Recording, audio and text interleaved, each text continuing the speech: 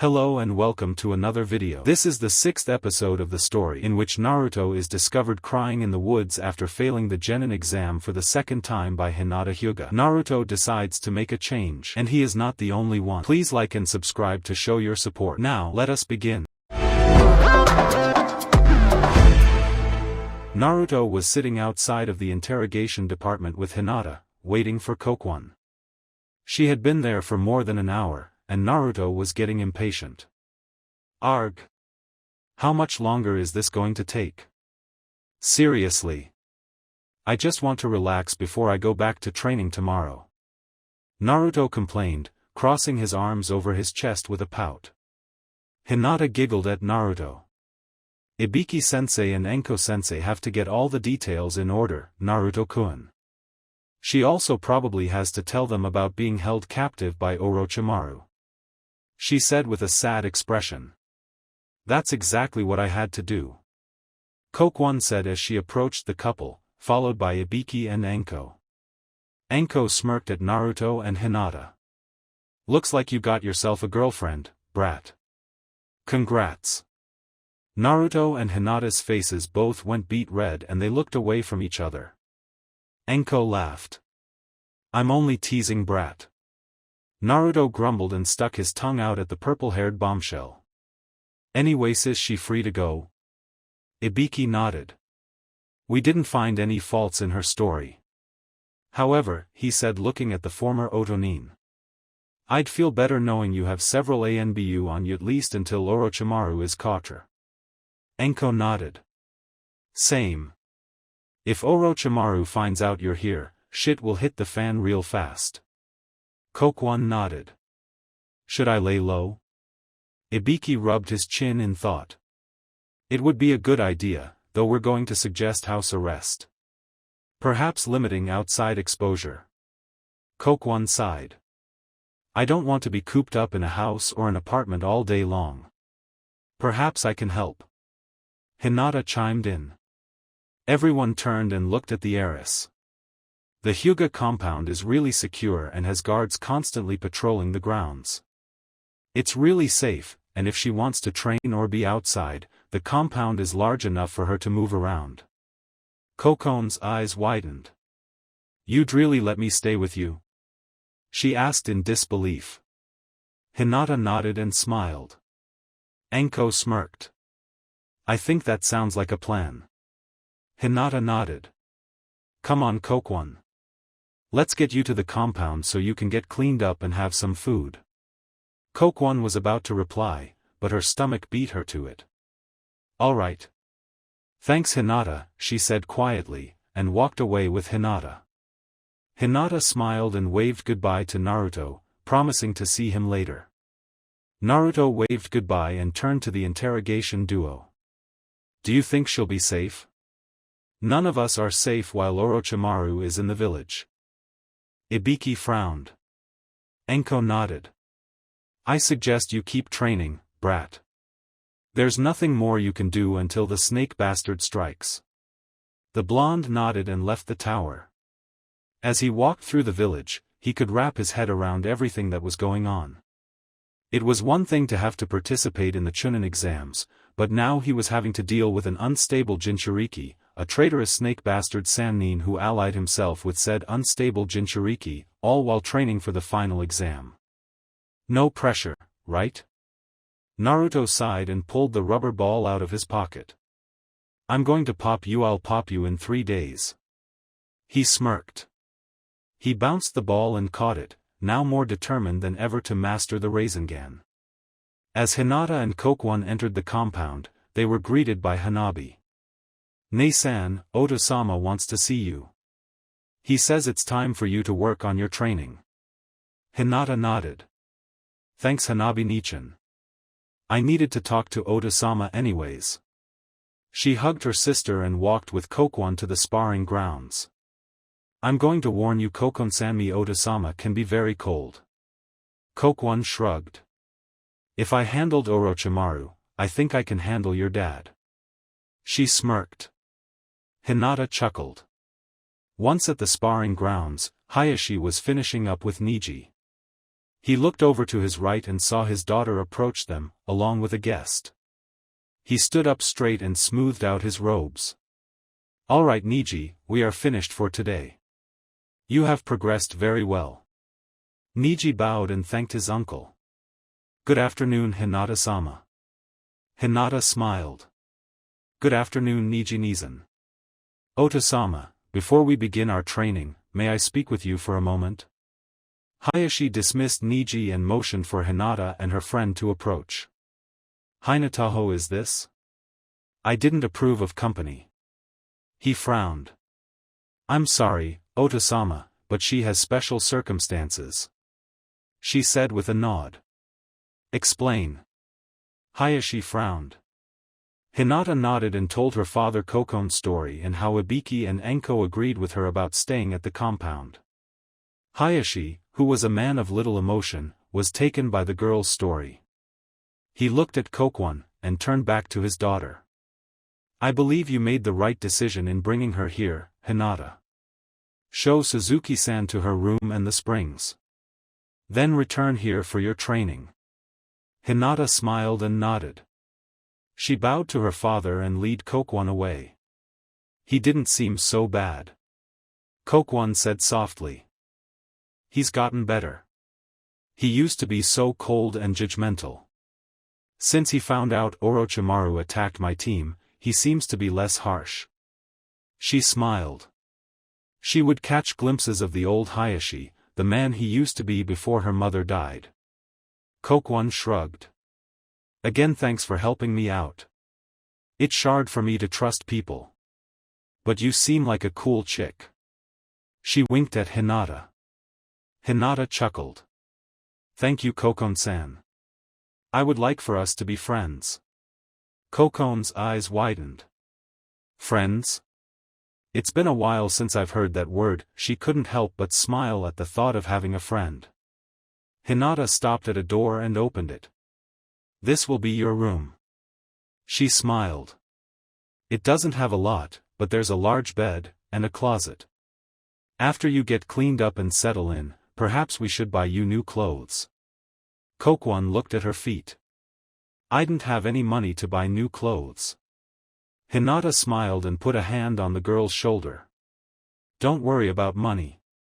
Consider it a welcome to Konoha gift.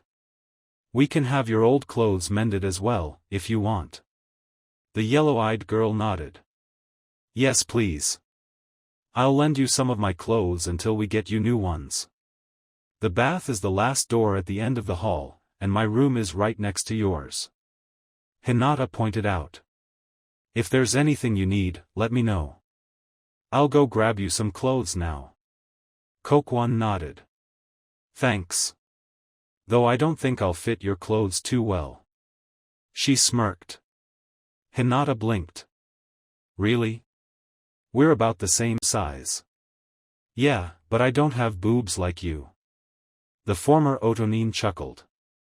Hinata's face lit up and she covered her chest. They aren't that big." Kokwan chuckled. Yeah. She watched Hinata rustle through her closet and pull out some clothes. Hinata handed Kokwan a pair of black capri pants, and a lavender t-shirt. "It isn't much, but this will hold you over until we get you some new clothes." Kokwan smiled. "Thanks, Hinata. I'm going to take my bath now." Hinata nodded and went back to her father to continue her training. Naruto was sitting at Ichiraku's, eating ramen with Sasuke. He slurped down his third bowl of ramen, quickly ordering a fourth. "You know it's disgusting how much ramen you eat." Sasuke frowned. "I don't see why you care." Naruto chuckled. "How's training going?" Sasuke smirked. "It's going well. With both Kakashi-sensei and my brother teaching me, I've been learning quite a few new jutsus." Naruto chuckled. "Yaro Sennin has been teaching me a new one too. But it's giving me trouble." He grumbled. He quickly lit up when his ramen was placed in front of him. "What's giving you trouble?" Sasuke asked, sipping some of his broth. "Well, I have to add more power to my jutsu. I was trying, but it wasn't working at all. Ero Sennin said to add power to one specific spot so it builds in power. I'll probably work on that tonight. Naruto smiled, slurping on more noodles. Naruto-kun. Sasuke. Naruto and Sasuke turned and saw Hinata walking with a hooded girl, shopping bags in their hands. Naruto smiled. Hey, Hinata-chan. Is that Kokon? He said, looking at the hooded girl next to her. Kokon was wearing the clothes Hinata gave her, along with a black hoodie, with the hood over her head, and some sunglasses over her eyes. You look really suspicious, Kokon. Naruto snickered. His snickering quickly stopped when Kokon's fist connected with the back of his head. Shut up, Goldilocks. She growled. I'm trying to be inconspicuous. Sasuke snickered into his ramen bowl. Find something funny, mister. Doom and gloom? Kokon frowned, putting a hand on her hip. Yeah, actually. Dressing like a ninja would look inconspicuous. Dressing like you're about to rob Sumiya because that's so inconspicuous. He said sarcastically. Kokon frowned. Fine. I'll go change then. She grumbled, walking towards the closest restaurant with a bathroom. Naruto chuckled. Man, you match her sass for sass, Sasuke. Hinata giggled. She can be very forward. I'm not sassy, dobe. He frowned and returned to his ramen. Hinata smiled and sat next to Naruto, who took her hand in his. Sasuke raised an eyebrow at the couple. So are you two like a thing now? He said, motioning towards the hand holding. Naruto and Hinata's faces went pink, but their hands never separated. Do I look inconspicuous now, mister? Perfect. Kokon said as she walked up to Ichiraku's. Team 7 turned towards Kokon, and Sasuke's eyes widened. Kokon was wearing an outfit similar to the one she was found in. She was wearing a lavender, mid-drift vest, white shorts, light gray knee and elbow sleeves, black gloves, and black ninja sandals. Her hair was down, brushing the tops of her shoulders, and the sunglasses were off her face. Sasuke couldn't stop staring at the girl. She had a thin but toned body, her hair was a shimmering silver, and her eyes, those yellow eyes, just sucked him in. Kokon saw Sasuke staring and smirked. I guess this suits His Majesty's tastes. Naruto looked at Sasuke and doubled over in laughter. Sasuke's cheeks flushed. He threw money down on the counter and sulked away. Ah, Sasuke. Don't be that way. Naruto called, still laughing. Kokon's eyes widened. Wait, that was Sasuke? The boy Orochimaru targeted? Hinata and Naruto nodded. Kokon frowned, watching Sasuke's retreating form. Hinata smiled and placed a hand on Kokon's shoulder. Give Sasuke some space. He's a fairly private person, even now. He was even worse than this. Naruto chuckled. You have no idea. 2 days had passed since Kokon's arrival, and Naruto had resumed his training with Jiraiya. He had managed to only make a small tear in the ball, not decimating it. Kyuubi was starting to get impatient with Naruto, wanting to start their training as soon as possible. Naruto, who was working on another rubber ball, groaned as he listened to Kyuubi's complaints. If you don't start your training, you'll never defeat the Shikaku host. Kyuubi growled. I know, okay? I'm not stupid. But I don't know how much my body can take right now. I'm only human. Naruto growled back. Perhaps it's time to put the Rasengan on hold. Come back to it after some of our training. Naruto frowned, but it might be a good idea. Working on the Rasengan this long was painful. I'll work on the Rasengan until Ero Sennin comes back. Then I'll ask him. Kyuubi nodded. That sounds reasonable. Perhaps training with my chakra could help you further your Rasengan. Naruto thought about this. You're probably right. The blonde continued with his training, trying to destroy the rubber ball in his hand, but only made a tear in the ball again. After working on the Rasengan for another 30 minutes, the blonde noticed Jiraiya walking up to him. "Hey Ero Sennin," Naruto said, dropping the ball on the ground. Jiraiya grumbled under his breath about how much he hated that name. He looked down at Naruto. "What is it, brat? You still having trouble?" I am getting the hang of it. But this isn't about the Rasengan. I think it's time you start training me on how to use the Kyuubi's chakra," he said with a smirk. Jiraiya frowned. "You know I am still not comfortable teaching you that." He may have lost the bet, but toying with a Bijuu's chakra wasn't something he was okay doing. "It's only fair, Ero Sennin." He frowned. "Besides, it's not like I'm gonna let the Kyuubi out and run amok through the village." He growled. "You're sure you don't want to let me have some fun, Kit?" "Yes, I'm sure. I'm not stupid, you giant furball." Naruto snapped back. "Could have fooled me." Kyuubi scoffed. Jiraiya looked at his godson and sighed. "Fine. But to be honest, I don't know how to do this. I haven't done this before." Naruto nodded. "It's okay." Kyuubi said he'd help out. "When did I say that?" Kyuubi growled. "You said you would help me train in your chakra." "Same thing." He shrugged. "So," he said looking up at his sensei. "What should we start with?" Jiraiya rubbed his chin in thought. "Actually, I think you should have the Kyuubi train you himself, and I can observe and intervene if need be." Naruto pouted. "Trying to skip out on my training?" Jiraiya rolled his eyes. "Whatever, brat. This is out of my jurisdiction." "Sorry." Naruto frowned, but agreed. He sat down, cross-legged and concentrated. "Alright, Kyuubi. Where do we start?" "Well, technically it's already started." He smirked. "What do you mean?" Naruto asked, obviously confused. "I've been slowly leaking my chakra into your system for years." Kyuubi shrugged. "You're going to have to start with that chakra first." Naruto nodded. "So what do I do?" "Meditate. You have to bring out the chakra and encase your body with it. You need to get used to the feeling of my chakra dominating your own."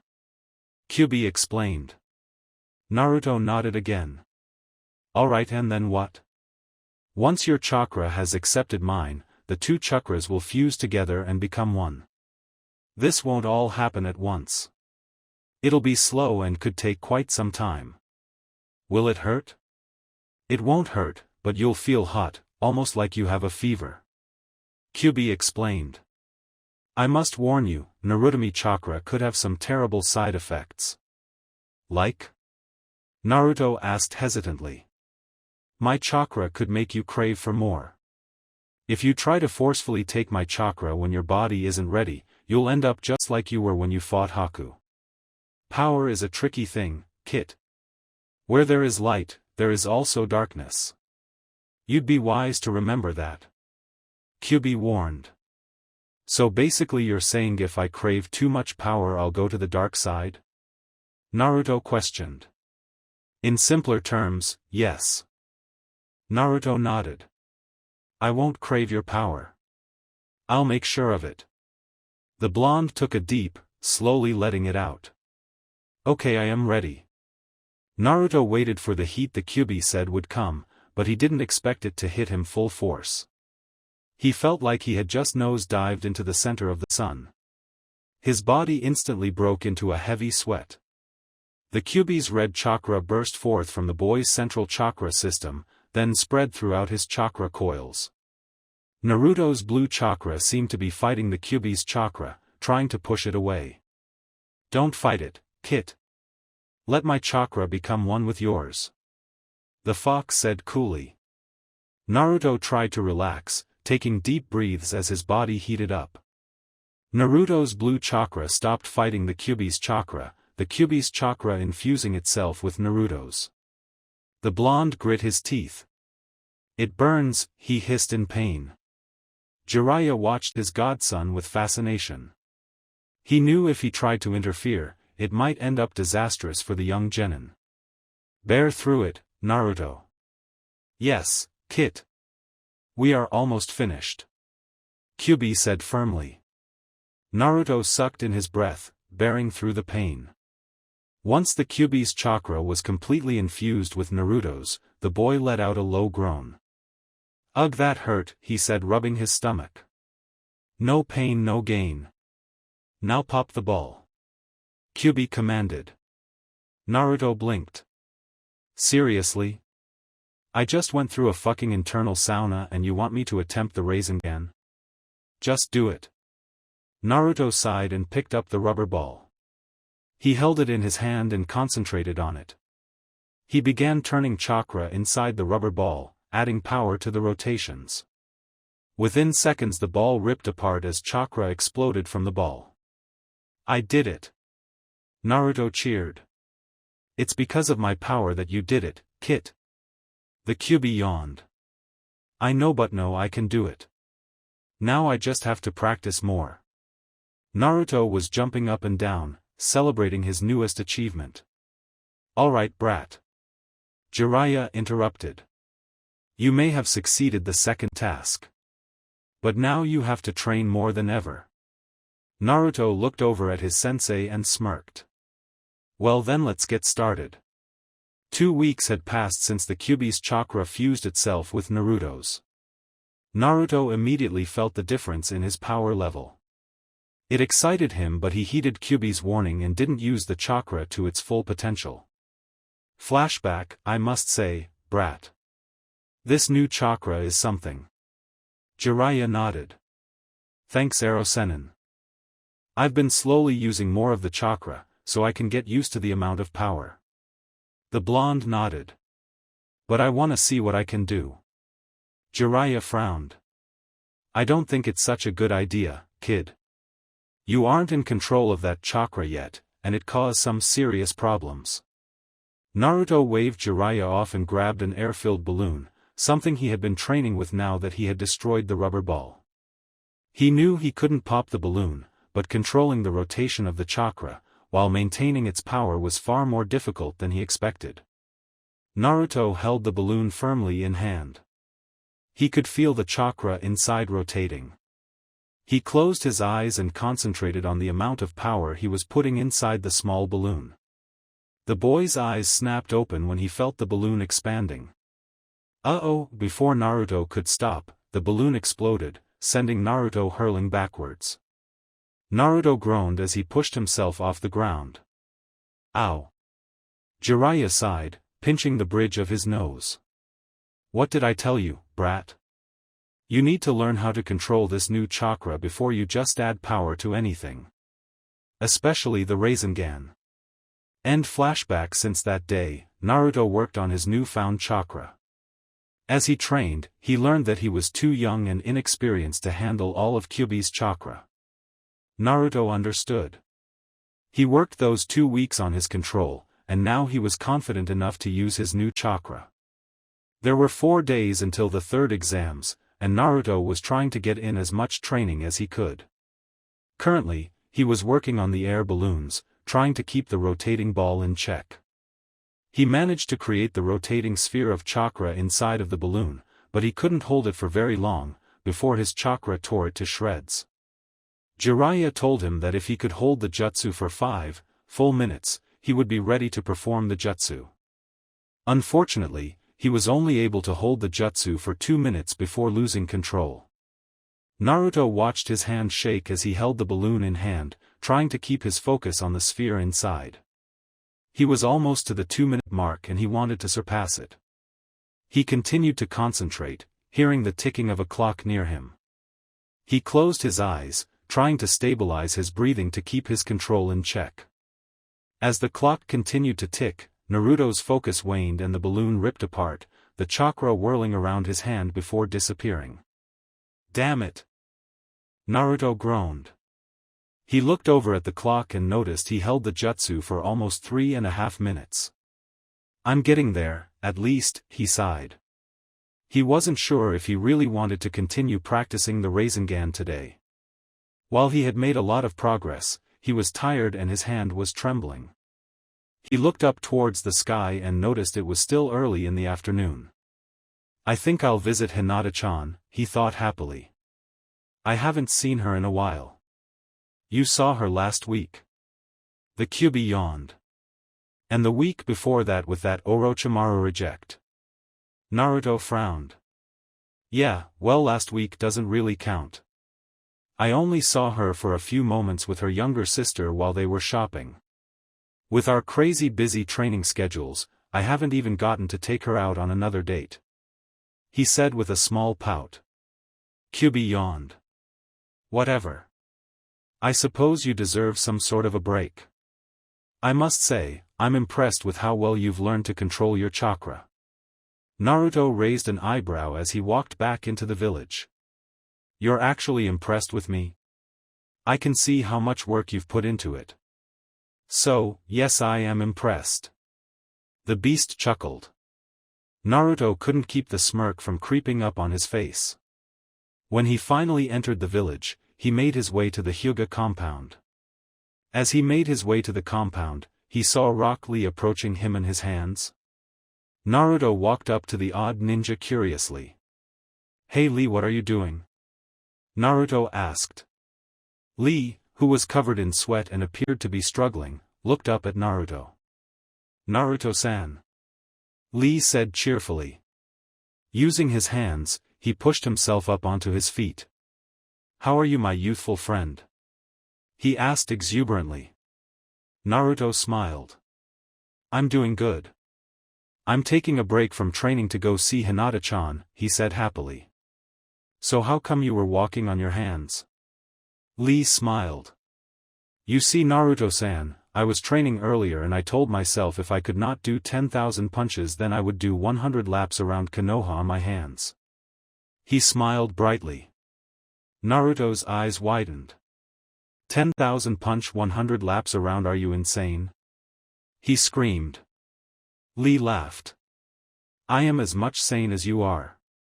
When I train, the flames of youth burn deep in my soul, and makes me feel like I am complete. He nodded firmly. It is the way I must push myself, so the flames may continue to burn fiercely. He smiled again. Naruto shrugged. All right, Lee. Whatever you say. He chuckled slightly. Good luck with your laps. Farewell, Naruto-san.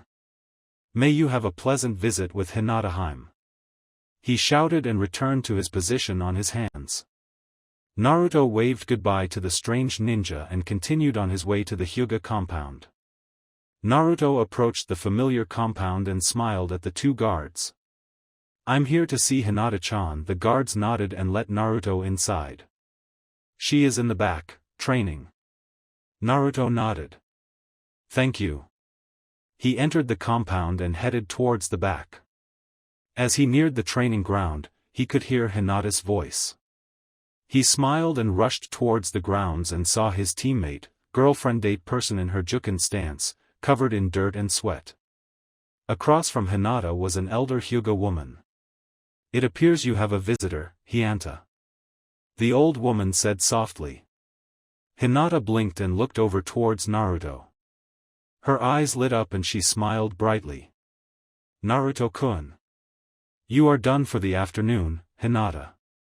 You may relax for the rest of the day. The woman nodded. Thank you, Hollow-Obasan. She smiled and bowed to her great aunt. She ran over to Naruto and threw her arms around him. Naruto-kun. She cried. I've missed you. Naruto smiled. I missed you too, Hinata-chan. What are you doing here? She said, pulling away. Well, I was wondering if you'd want to go out. He smiled and nodded. We can go grab some cinnamon buns. Hinata blushed and smiled. I'd love to go out, Naruto-kun. But would you mind waiting a little while? I'm not clean right now. She said, somewhat embarrassed. Naruto chuckled. That's fine. I'll see if I can find Niji while I wait. Hinata smiled and left Naruto to take a quick bath. Naruto decided to go find Niji, but ran into Kokwon instead. She was sitting by a small koi pond, slowly dragging her finger through the water. Naruto blinked and approached the silver-haired girl. "Hey Kokwon." Naruto smiled. "What's up?" Kokwon shrugged. "Nothing. Just bothering the fish." Naruto raised an eyebrow. "What? No backsass today?" Kokwon turned back and frowned. "Oh, shut up, Blondie. I don't feel like dealing with any bullshit today." Naruto moved over to the girl, sitting next to her. "What's wrong?" "Nothing. Go away." She frowned. Naruto frowned back, but didn't move. Kokwon sighed loudly, annoyed by Naruto's persistence. "Fine, I spoke with Mr. Do-men gloom." Naruto raised an eyebrow. "Sasuke? What did you talk to him about?" "About what Orochimaru did to him," she said in almost a whisper. "He told me what happened to him in the forest, and he told him about my time in captivity." She sighed. Naruto nodded. "I'm guessing it was hard for you to open up," he said comfortingly. Kokwon nodded. "I hate feeling weak. Orochimaru exploited every weakness I have," she said, pulling her knees to her chest. Naruto nodded. "I understand. But this is what will make you stronger." When Kokwon raised an eyebrow at him, Naruto elaborated. "Take Sasuke for example. Sasuke had a terrible childhood. His brother was forced to kill his clan and family. Sasuke even his parents being murdered." Kokwon's eyes widened. "His brother was forced to kill his family?" Naruto nodded. "Long story. Something Sasuke should tell you himself. Anyway, Sasuke was so blinded by his hatred for his brother, that he refused to let anyone in, or let anyone help him. It wasn't until I revealed a SSS class secret, that he was finally able to let go off all that rage and let people in." Kokwon looked at him with a raised eyebrow. "You revealed a SSS class secret?" "Yeah, definitely not my best move. But it was completely by accident. In fact, I found the secret by accident." He chuckled, rubbing the back of his head. "But still, it was because Sasuke let go of the hatred and rage and hunger for power that he was finally able to heal. I think you should let it go too." He nodded. "I know you hate Orochimaru. Hell, everyone hates him here." He nodded again. "But letting that anger and hatred control your life, and not wanting to appear weak will only hold you back." Naruto smiled. "Let someone in. Let someone help you overcome this, and you'll be able to heal a lot faster." Kokwon could only stare at Naruto in amazement. Here was this derpy kid, giving her such meaningful advice. And he was right. Kokwon nodded. "How did you get to be such a wise kid?" she asked curiously. Naruto chuckled. "Well, I haven't had the best life either." Kokwon blinked. "Care to share your life story too?" Naruto smiled softly. He still had some time. Naruto took a deep breath and told her, stared at Naruto with wide eyes. How could he be the way he was after everything that happened to him? And having the Kyubi no Yoko sealed inside of him? What the hell? Just because all these terrible things happened to me, doesn't mean it defines who I am. But it shaped me to who I am today. I wanted to prove the villagers wrong, that I'm not who they think I am. I'm pushing myself each and every day to get stronger so I can protect this village with everything that I am." Naruto smiled. Kokwon nodded and looked back at the koi. He was right. Just because she had a terrible past, it didn't mean it defined her. She would work to shape her own life and her own future. "Thanks, Blondie." She smiled. Naruto chuckled. "No problem, Kokwon. Naruto-kun." came Hinata's soft voice from behind him. Naruto turned around and smiled. Hey Hinata-chan. You ready to go? Hinata nodded. Naruto stood up and walked up to her. See ya, Kokwon. He said back to the girl. Hinata said goodbye as well, and the couple left. Once they were outside the compound, Naruto took Hinata's hand in his, and walked towards Hinata's favorite bakery. How's training going, Hinata-chan? Hinata smiled. It's going very well. Hollow Obasan and Haruwajasan are pushing me very hard. She nodded. I've even learned some new techniques. Naruto blinked. Really? Care to share? He smiled. Hinata giggled. Well, I'd like for it to be a surprise. Even Nijinizan and Oda-sama don't know what I've learned from them. She smiled. Naruto nodded. I can't wait to see it then. The couple made it to the bakery, where Naruto bought them some cinnamon buns. Naruto took a bite and hummed happily. So Naruto-kun. How's your training going? Hinata asked before taking a bite of her own pastry. Pretty good. He smiled. I've finally got the Rasengan down. But now Ero Sennin is working on my stamina with the jutsu. Ero Sennin said if I can hold it for 5 minutes, I'll have the technique down. But it's so hard. He grumbled. He took a large bite of the sticky bun, and sighed. I almost wonder if I'll ever get it down. Hinata placed a hand on Naruto's shoulder. You'll have that jutsu mastered, Naruto. You always pull through. She smiled. Naruto nodded. Yeah, you're right. Naruto-san. Hinata-san. Came a soft, feminine voice. Naruto and Hinata turned from each other and saw a familiar girl. Haku. Naruto beamed. Haku-chan. What are you doing here? Hinata asked happily. Haku approached the couple with a smile. I've come to see the Chunin exams. I received a letter from Kakashi-san to witness the competition. She nodded. He said that you too, along with Sasuke-san, are a part of the competition. Naruto nodded. Yup. I'm so glad you could make it, Haku. Haku giggled. As am I. How are things in Wave, Haku-chan? Hinata smiled. Quite well.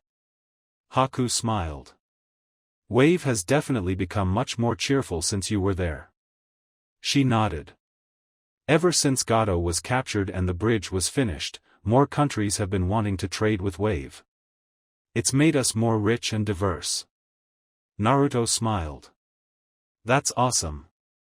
How are your ninja recruits? They're doing quite well.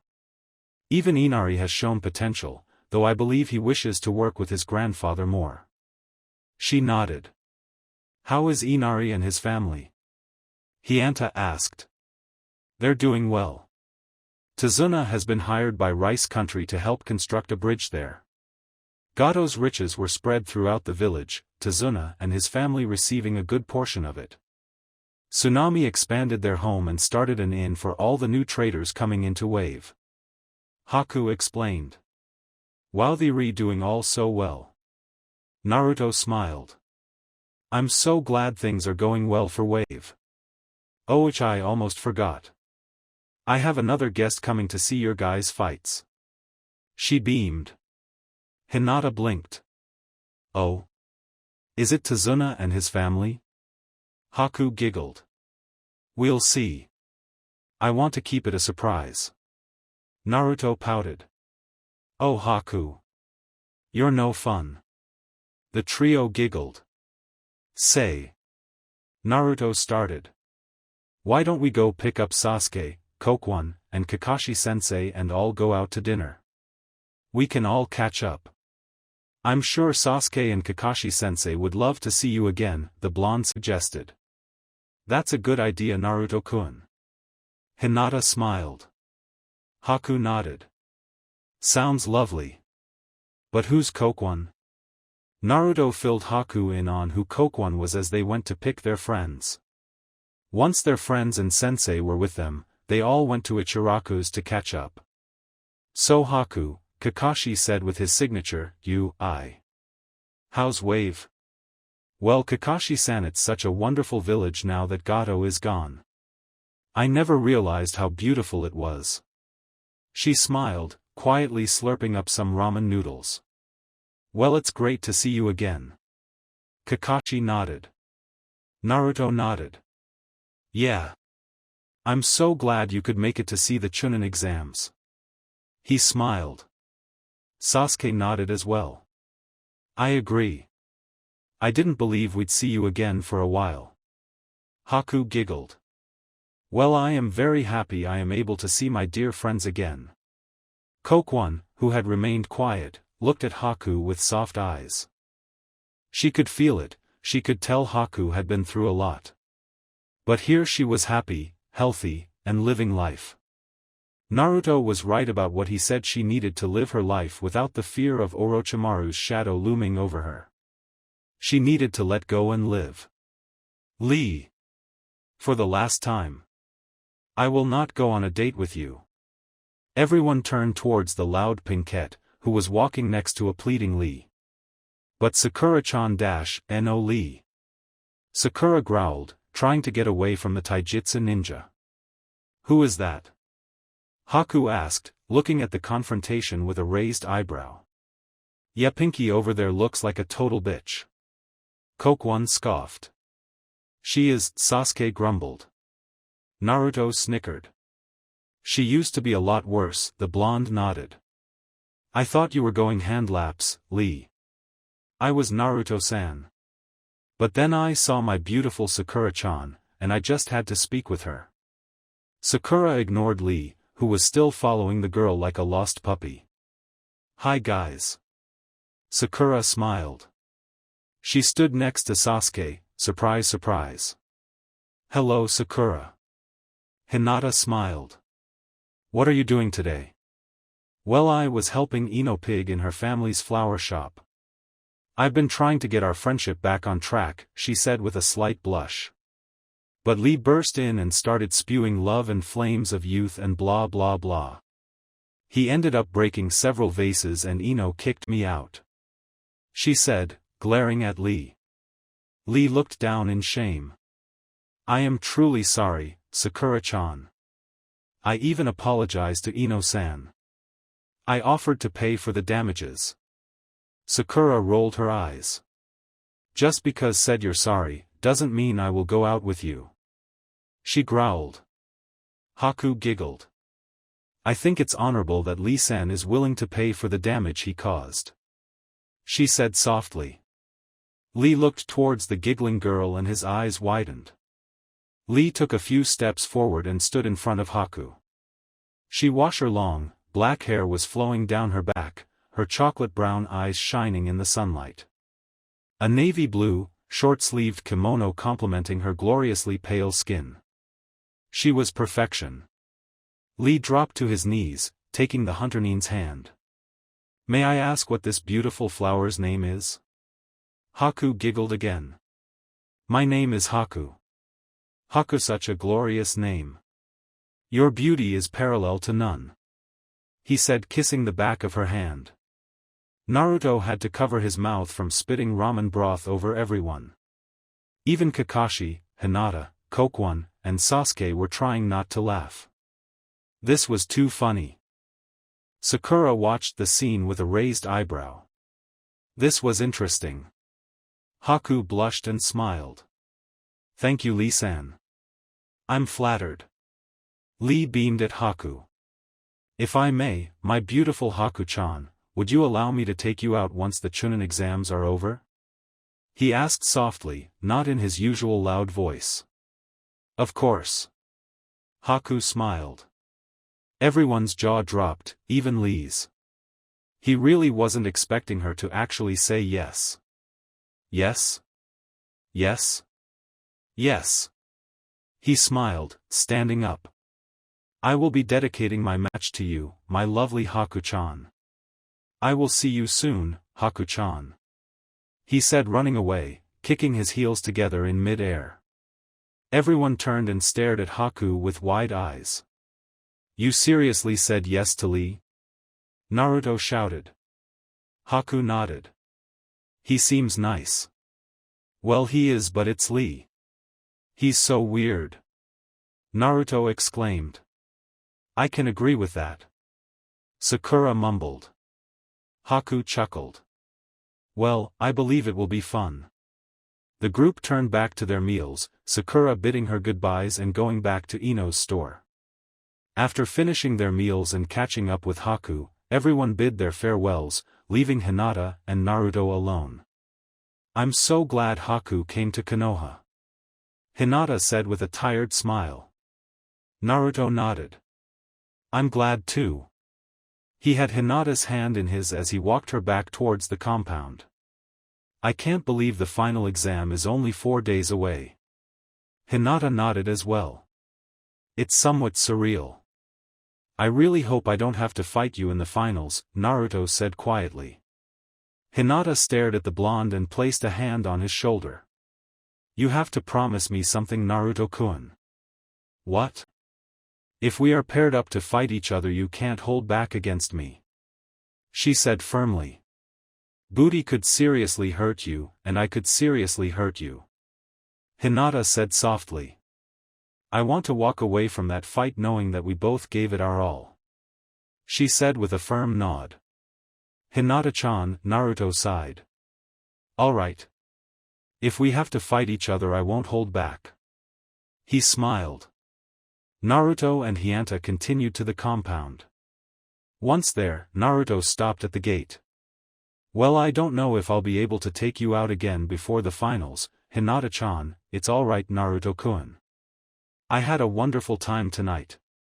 She smiled. The two stared at each other, their faces slowly moving towards each other. Their lips nearly touched. What are you doing? Naruto and Hinata screamed, separating in fear. They turned and saw Kokwon giving them a cheeky grin. Guys. 3-inch Naruto glared daggers at the girl before turning back to Hinata. I'll see you later, Hinata-chan. Naruto leaned in and kissed Hinata on the cheek and quickly left. Hinata watched Naruto leave before turning and glaring at Kokwon. Ayawa, what's the matter, sweet cheeks? Did I spoil the moment? Kokwon smirked. I hate you so much right now, she grumbled walking into the compound. She grumbled more hearing Kokwon laugh behind her. For days passed and Naruto was with his teammates, staring up at the large stadium that was hosting the final exam. You guys ready? Sasuke asked, shoving his hands in his pocket. Ready as I'll ever be. Naruto sighed. He was a little nervous about the exams. He still wasn't able to hold the Rasengan for 5 minutes. It depressed Naruto, working that hard to only fail in the end. Come on. Let's go inside. Hinata said, smiling at the boys. The boys nodded, stepping inside the stadium. They walked to a covered waiting area that looked out onto the field. All the other contestants were already there, waiting for their fights to start. Hey-8, the proctor for the preliminaries, was waiting with the competitors. With a cough, he looked at the children. Looks like everyone is here. Let's get this started. Hey-8 shoe-shined in a swirl of leaves, only to reappear in the center of the arena. The awaiting crowd roared with applause, excited for the fights to begin. Hey-8 coughed again, then waved his hand to get the crowd to settle down. Today 10 genin are here to prove their worth to earn the coveted title of Chunin. Hey-8 started. Before we begin, please welcome the 4th Kazekage of Tsunegakure to Konoha. The Jonin said, motioning towards the Kazekage sitting with Hiruzen. The man, whose face was covered from the nose down by his green Kage robes, stood up and waved to the crowd. The crowd cheered for the visiting Kage, though they were beyond eager for the first fight to start. Now Nara, Shikamaru and Temari, please come to the field. Hey-8 called. Shikamaru grumbled about having to fight this troublesome woman. He looked over towards the Suna Kunoichi, who was staring at him with a look of indifference. The two shinobi made it to the arena, where Hay-8 was waiting for them. Once they were situated, Hay-8 nodded at the two of them. The first fight, Nara Shikamaru vs Temari. Silence filled the arena. They were all waiting for Hay-8 to give the word. Begin. Once Hay-8 was off the field, Temari pulled her large fan off her back, swinging it open. "Alright, you lazy ass. Ready to fight?" Shikamaru shrugged. Not really." "What do you mean by that?" Temari growled. "I honestly don't care if I make it to Chunin or not." Shikamaru shrugged again. Temari stared at the boy with complete shock. She spent half the month sitting with his lazy ass watching those stupid clouds, hoping she would figure him out. Or at least get him to appreciate her as a kunoichi and take their match seriously. But this lazy, good-for-nothing, idiot. "You know what, I don't care anymore. I spent half this past month trying to understand you. Trying to get you inspired for our match. But if you don't care about this match, then I'll just take the easy win." The blonde yelled, lifting up her large fan and swinging it with full force.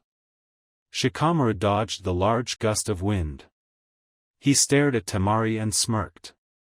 "Just because I don't care about making Chunin, doesn't mean I'm going to give you an easy win." Temari looked at the lazy boy and smirked back. "Good to hear. Is it just me or is Shikamaru flirting with her?" Sakura said, sitting next to Ino. Ino frowned deeply. "He better not be." "Do you like him, Ino pig?"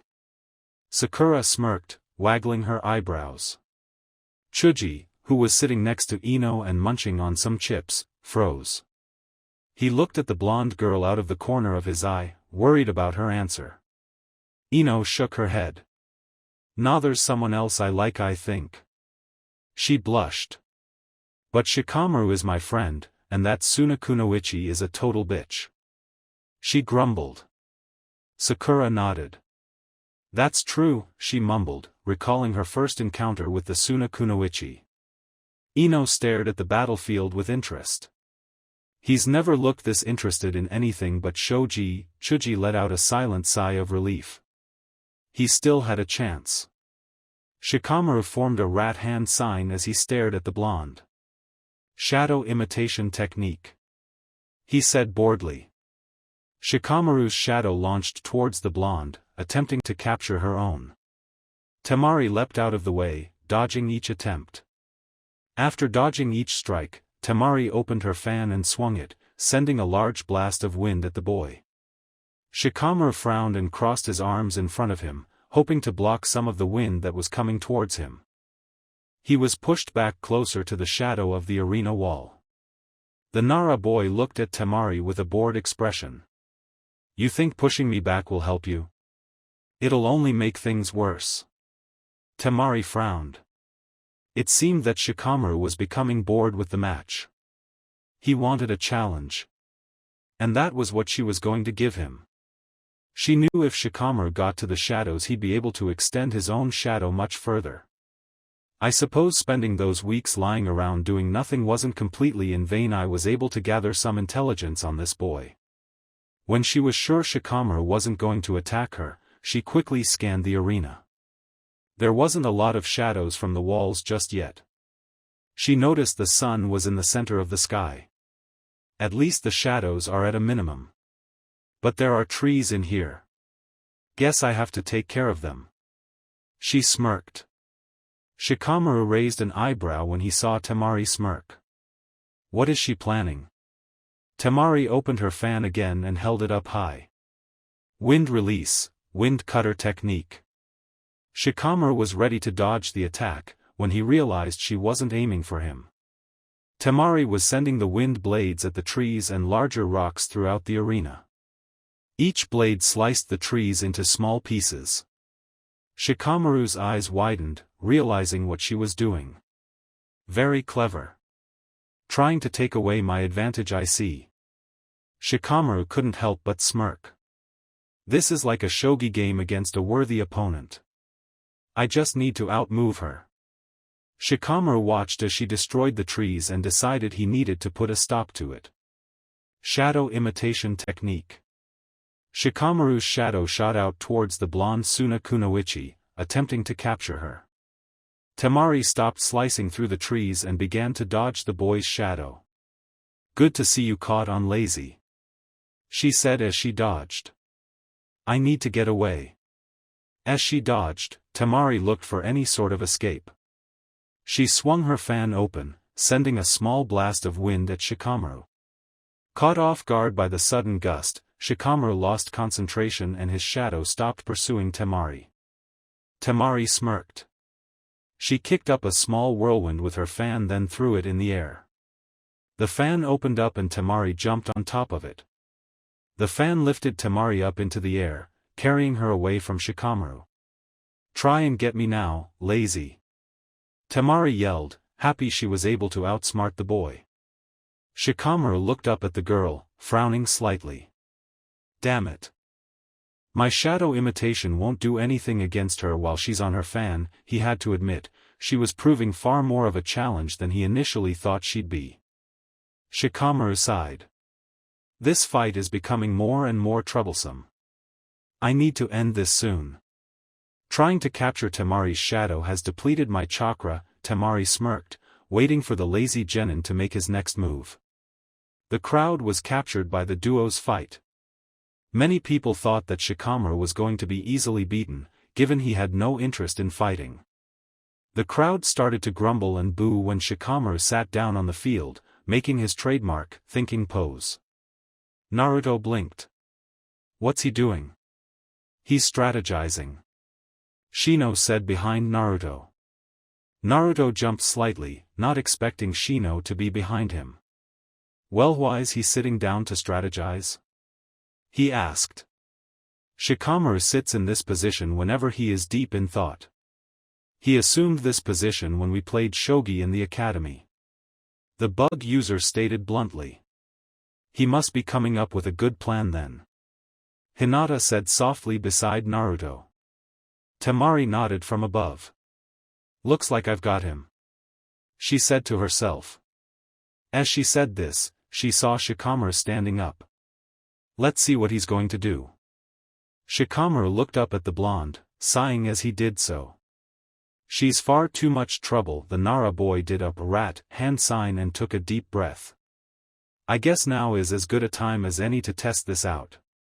Shikamaru's shadow stretched out from his body, moving towards the small shadow coming from the fan. "How stupid.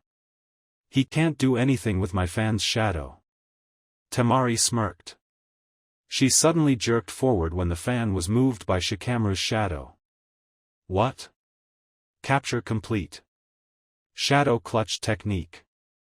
Shikamaru smirked. Temari froze. How? How is he able to move the fan's shadow?" Temari yelled when her fan started to spin. Through the spinning, she was able to see Shikamaru's shadow spinning the fans. Suddenly the fan and Temari was thrown in the air towards the ground. Temari crashing into the ground with a loud thud. She coughed, the wind completely knocked out of her.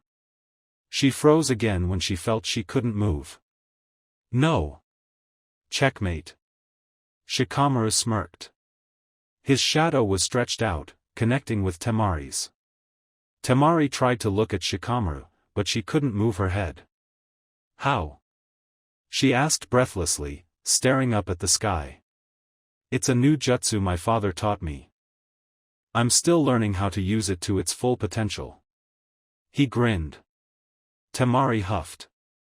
"Well, she lost, I give up," Shikamaru said, releasing his hold on Temari. "What?" she yelled, sitting up quickly. She was looking at Shikamaru, dumbfounded.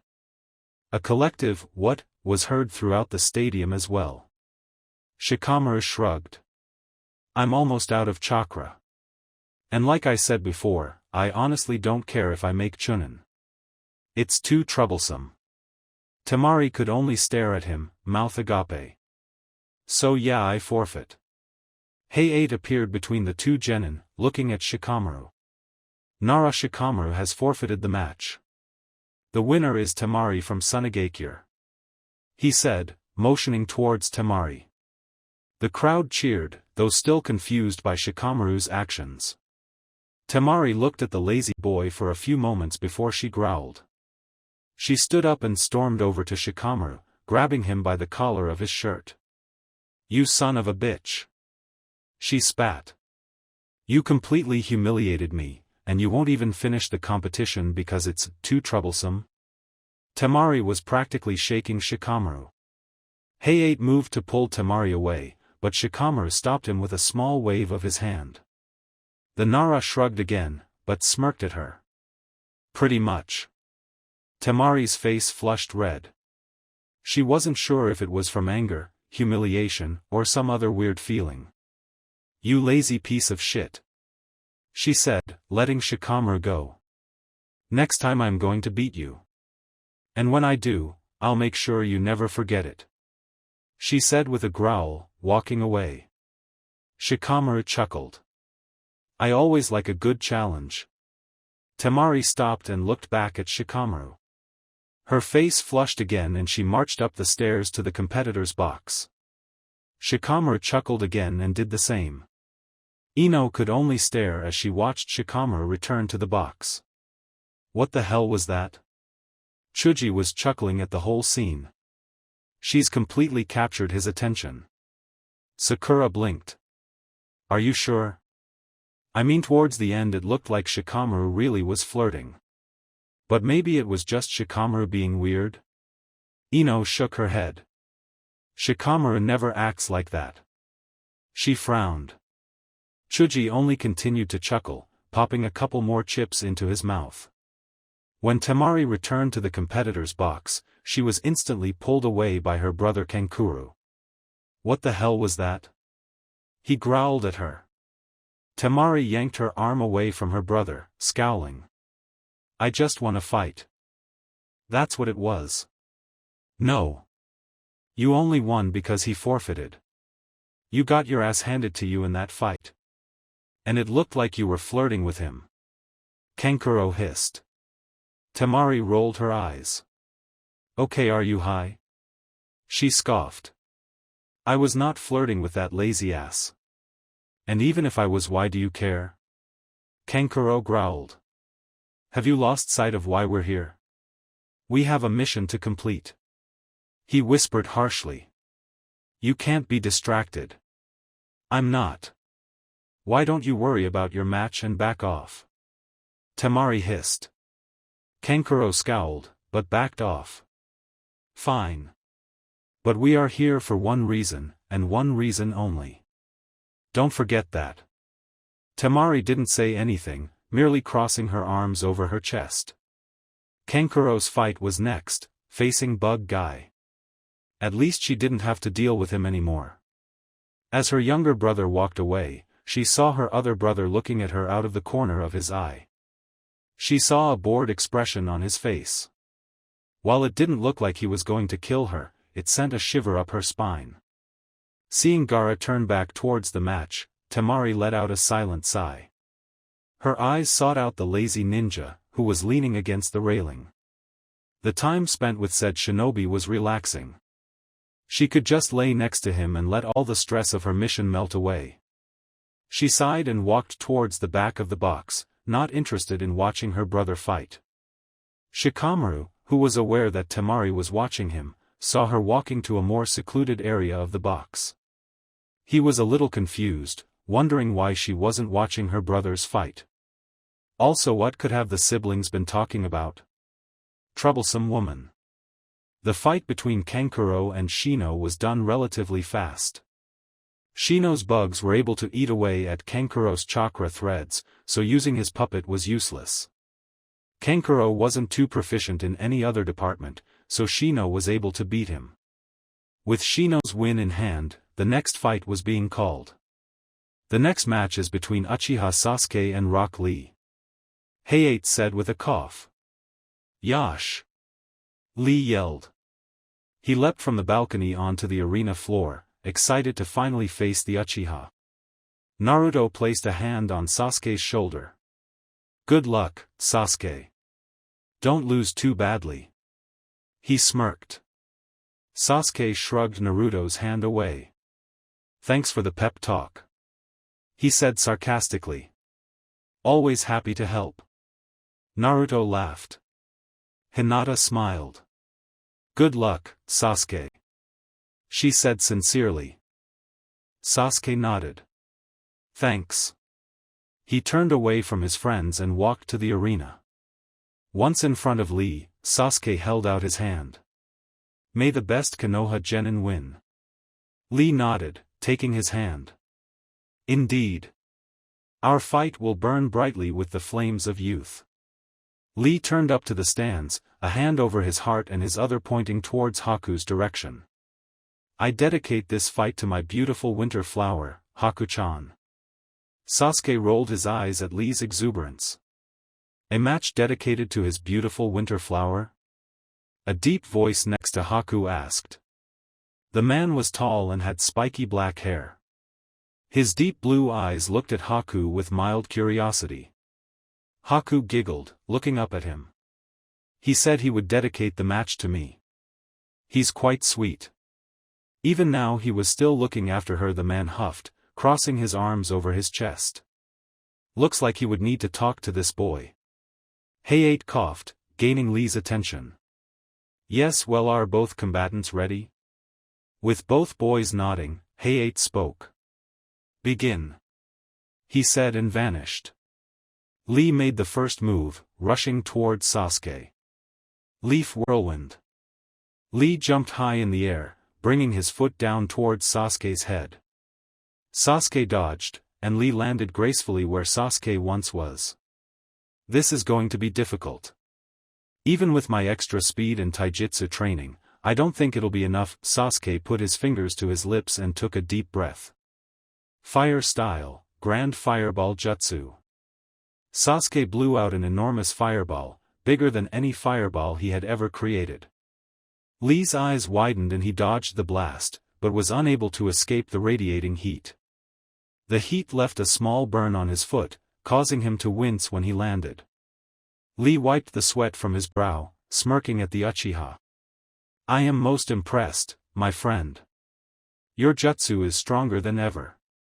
I was not prepared for that kind of power. Lee said, excited for the rest of the fight. Sasuke smirked as well. I had some help from an expert. Itachi, who was sitting in the stands under a transformation jutsu, chuckled. Expert indeed. Lee nodded. So it seems. Let's continue our match, Uchiha-san. Lee leapt back up in the air, performing another leaf hurricane. When Sasuke dodged, Lee changed attacks. Leaf drop. Lee jumped up in the air and brought his heel down towards Sasuke. Sasuke blocked the attack by crossing his arms above him. There was a resounding crack that ran through the stadium. Several loud gasps echoed across the stadium. Lee jumped back and looked at Sasuke apologetically. Forgive me, Uchiha-san. Sasuke smirked. All right. Though I am not injured. Lee looked confused. Sasuke removed his arm warmers, revealing weighted rods tied to his arms. He untapped the rods, and they fell off, splitting in half when they hit the ground. Lee smirked. Looks like Hatake-san has adopted Gai-sensei's training style. Sasuke smirked back. Know thy enemy. Sasuke rushed Lee, faster than before, and threw two punches at Lee. The first was immediately blocked, the second barely grazed Lee's cheek. His movements are much faster. Impressive. Lee backed away, unraveling the tape around his arms. It's been a while since I've had to use this technique. You should feel honored, Uchiha-san.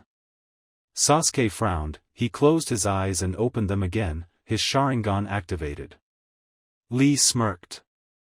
Legendary Sharingan. It is an honor to finally see your full potential, Uchiha-san. Lee smirked. Lee burst forward, dust kicking up behind him. Sasuke, attempted to dodge but was kicked in the chin, flying high up into the air. Lee jumped up to wrap the bandages around Sasuke, but the Uchiha's body suddenly vanished in black wisps. Lee's eyes widened, and landed carefully. What jutsu was that? Lee said, looking around, trying to sense Sasuke in the arena. Lee turned around and took a step back, caught off guard by the inky black shadow of Sasuke Uchiha. Lee stared into the Sharingan, captivated by them. Lee stared at the shadow for what seemed like ages. Suddenly, Lee crumpled to the ground with a loud groan. The shadow vanished and Sasuke reappeared. The Uchiha smirked at the Taijutsu Shinobi. Genjutsu, Sharingan. The Genjutsu can be whatever I want it to be within my power. He explained. Sasuke's interpretation was a mental annihilation. Lee now believed that his sensei, teammates, and friends had all turned their back to him because he could only do taijutsu, causing him to be racked with crippling anxiety. Sasuke nodded. It's over. His mind is in complete turmoil. Hayate nodded. Winner, Uchi dash, a loud gasp echoed through the arena. Sasuke looked over to Lee, who was standing up looking very angry. My sensei would never say such dishonorable things. I am a strong ninja, one born through hard work. He yelled. He rushed Sasuke, kicking him in the stomach. Sasuke flew back and hit the arena wall with a loud crack. Sasuke slid down, holding his stomach. What the hell? He shouldn't be able to move. Lee ran towards Sasuke, leaping into the air to drive another leaf drop on him. Thinking fast, Sasuke performed a few hand signs and slammed them on the ground. Lightning release wall. A large blue wall of electricity erupted from the ground. Lee's foot connected with the wall, and he screamed in pain, as electricity coursed through his body. The green-clad boy was shot backwards by the electricity, skidding back several feet. Lee slowly stood up, his body and clothes sizzling from the attack.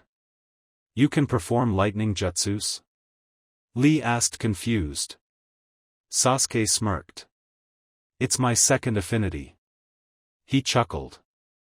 Kakashi-sensei thought that teaching me some lightning jutsus would help me in the fight. That wall proves to be a good defense, any? Lee nodded, standing up straight. This fight is proving to be most youthful, Uchiha-san. However, I cannot let you win. I am winning this match for Haku-chan. Sasuke rolled his eyes. Yes, so I've heard. Lee crouched down and pulled down his leg warmers, revealing leg weights. Gai-sensei told me that I should not take these off unless I am fighting a worthy opponent. Sasuke raised an eyebrow. Leg weights? So what? I was using arms weights earlier. Lee smirked. He leaped up towards the arena wall, standing on the side of the wall. He took the weights off and dropped them. Everyone in the arena stared wide-eyed at a very large crater made by the weights. Sasuke frowned. Fuuuk. Lee pushed off the wall and ran towards Sasuke with new speed. Sasuke had a hard time keeping up, even with his Sharingan. He was able to block the first few attacks, but was quickly overwhelmed by Lee's speedy jabs. After a sharp hit to his cheek, Sasuke felt the end of Lee's shoe hit his chin, forcing him into the air. Lee launched himself up, continuously kicking Sasuke higher and higher.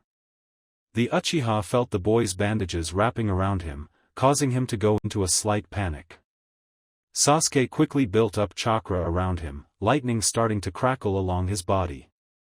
The bandages tightened, wrapping him up in a cocoon. Lee began spinning both of them towards the ground. Front low dash. Before Lee could finish his attack, lightning erupted from underneath the bandages. The lightning hit Lee, shooting him across the arena. Lee crashed into the arena wall, sliding down into a heap. Sasuke was also shot across the arena, bouncing and skidding along the ground. Naruto was standing at the balcony, gripping the edge tightly. Come on, Sasuke. Get up. Naruto yelled. You can't let bushy brows beat you. Sasuke slowly looked up from his position on the ground and saw Lee standing up. He just won't go down. Lee stood up, though on wobbly feet. It was obvious that the lightning jutsus were taking a toll on him. I must finish this fast. If I do not, I am afraid that I will let down Haku-chan. Lee took a few wobbly steps forward before bursting into a run. Sasuke's eyes widened and he quickly got to his feet to dodge. Lee was in front of Sasuke within moments and sent a heavy punch to Sasuke's face. Lee quickly moved behind Sasuke, sending a swift kick to the Uchiha's back. Soon, Sasuke was being bombarded with punches and kicks, swatting him around like a cat with yarn. After a barrage of attacks, Sasuke fell to his knees, his body covered in bruises. He looked up at Lee, breathing heavily. Cracked ribs, bruised cheekbone, sprained wrist, 3 shattered toes, a bruised femur, a concussion, on top of chakra exhaustion. Sasuke could see Lee breathing heavily, but it looked like he could still go a couple more rounds. I can't win. Sasuke took a deep breath, letting it out slowly. I know when I'm beat, he said breathlessly. You win. Lee looked at Sasuke with wide eyes. Uchiha-san, Hinata appeared on the field. Uchiha Sasuke, are you forfeiting the match? With a nod from Sasuke, Hinata nodded as well. Very well. The winner is Rock Lee. The crowd erupted in cheers. While their beloved Sasuke lost, he gave them a wonderful show. Lee approached Sasuke and held out a hand towards the Uchiha. Sasuke looked up and took the hand, being pulled to his feet. Thank you for the most gloriously youthful fight, Uchiha-san. Lee said, shaking Sasuke's hand. Sasuke nodded. Indeed. Good match. Sasuke then sighed tiredly. I need a nap. Lee chuckled. Yes. Let us return to our friends. As the two boys returned towards the balcony, Lee turned around at the last moment.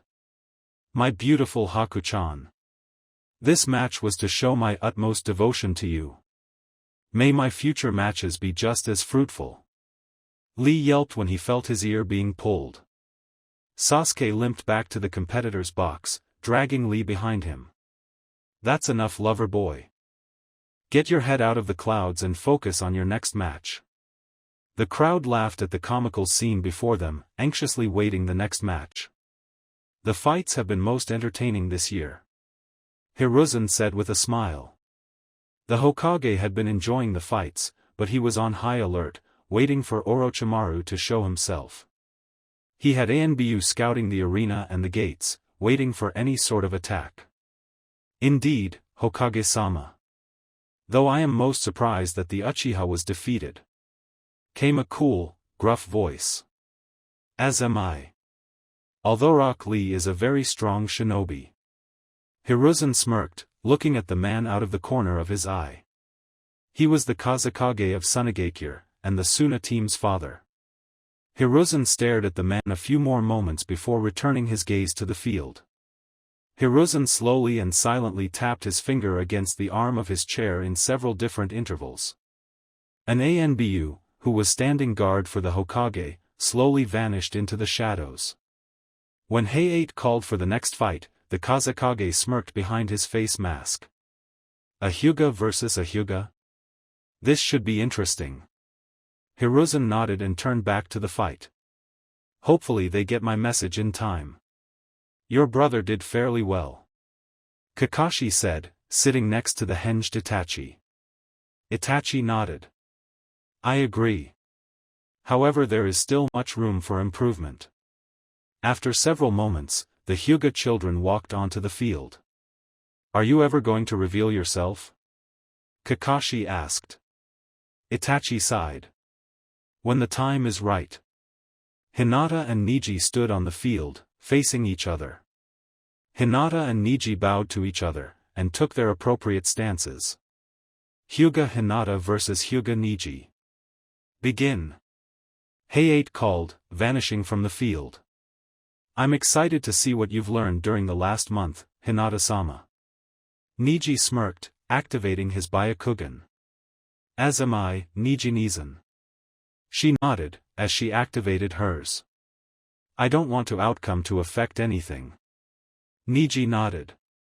I agree. Now be prepared. Niji took a deep breath and rushed Hinata, throwing a palm strike at her. Hinata blocked the attack with a palm strike of her own.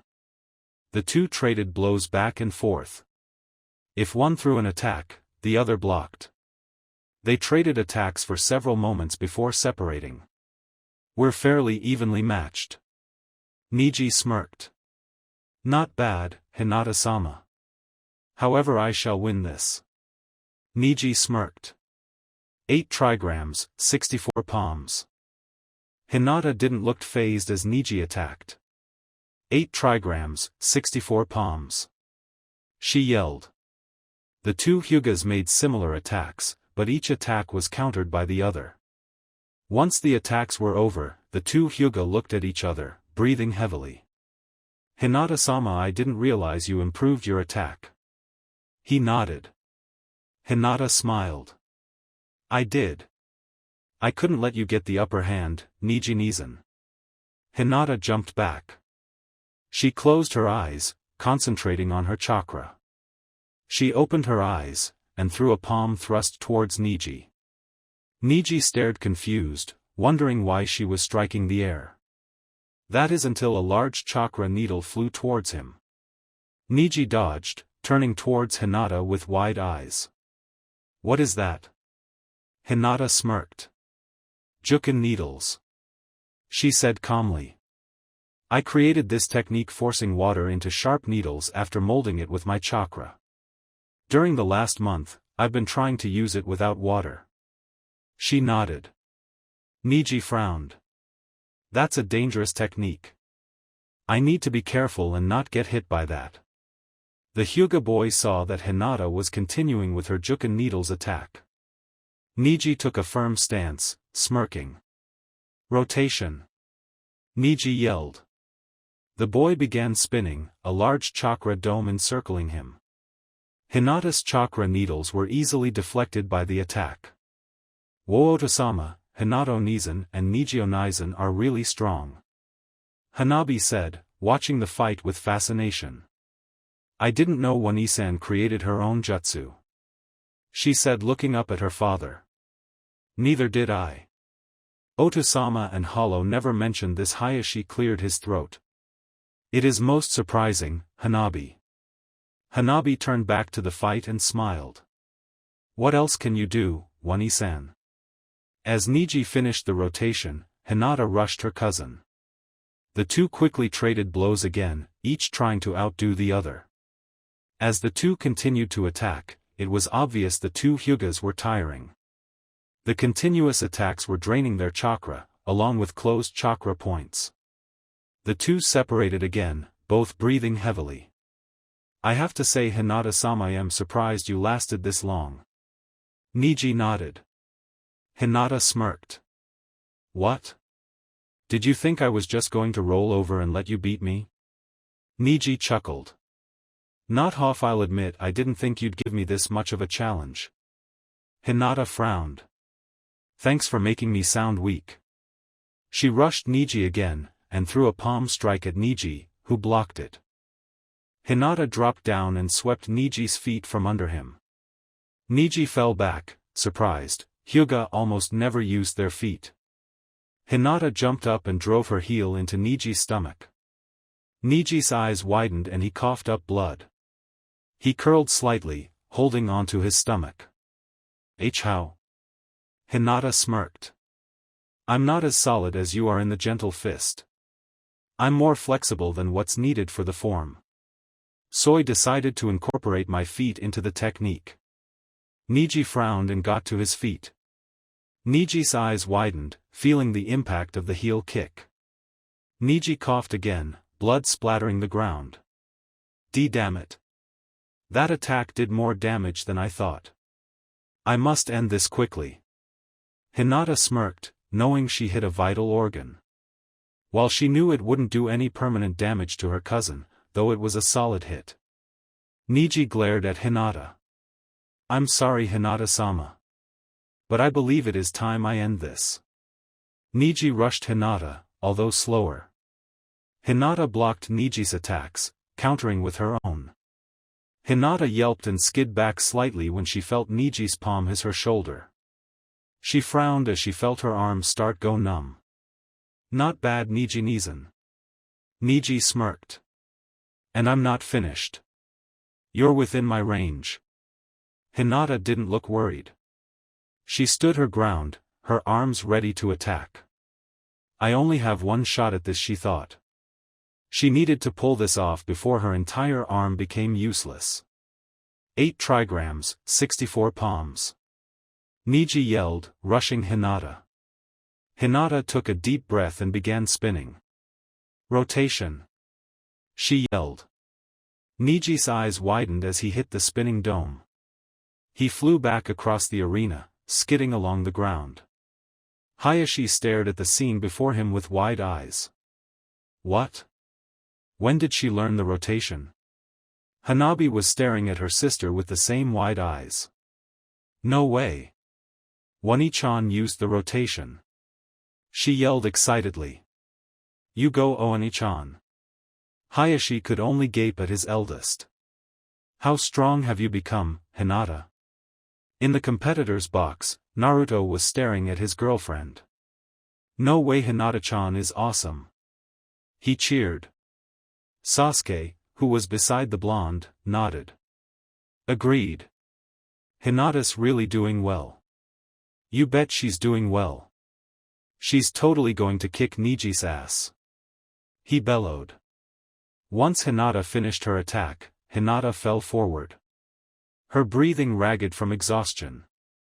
I don't know if I can continue, the rotation took too much out of me, and my arm is completely numb now. Niji looked up from his spot on the ground. How did she get so strong? And she learned the rotation. I've completely underestimated you, Hinata-sama. But I'm afraid I'll win this match. Niji struggled to his feet, swaying slightly when he finally stood up. Hay-8 appeared on the battlefield, staring at the two Hyugas. He noticed Hinata attempting to get up. After a few moments of struggling to get up, her body gave out, falling back down.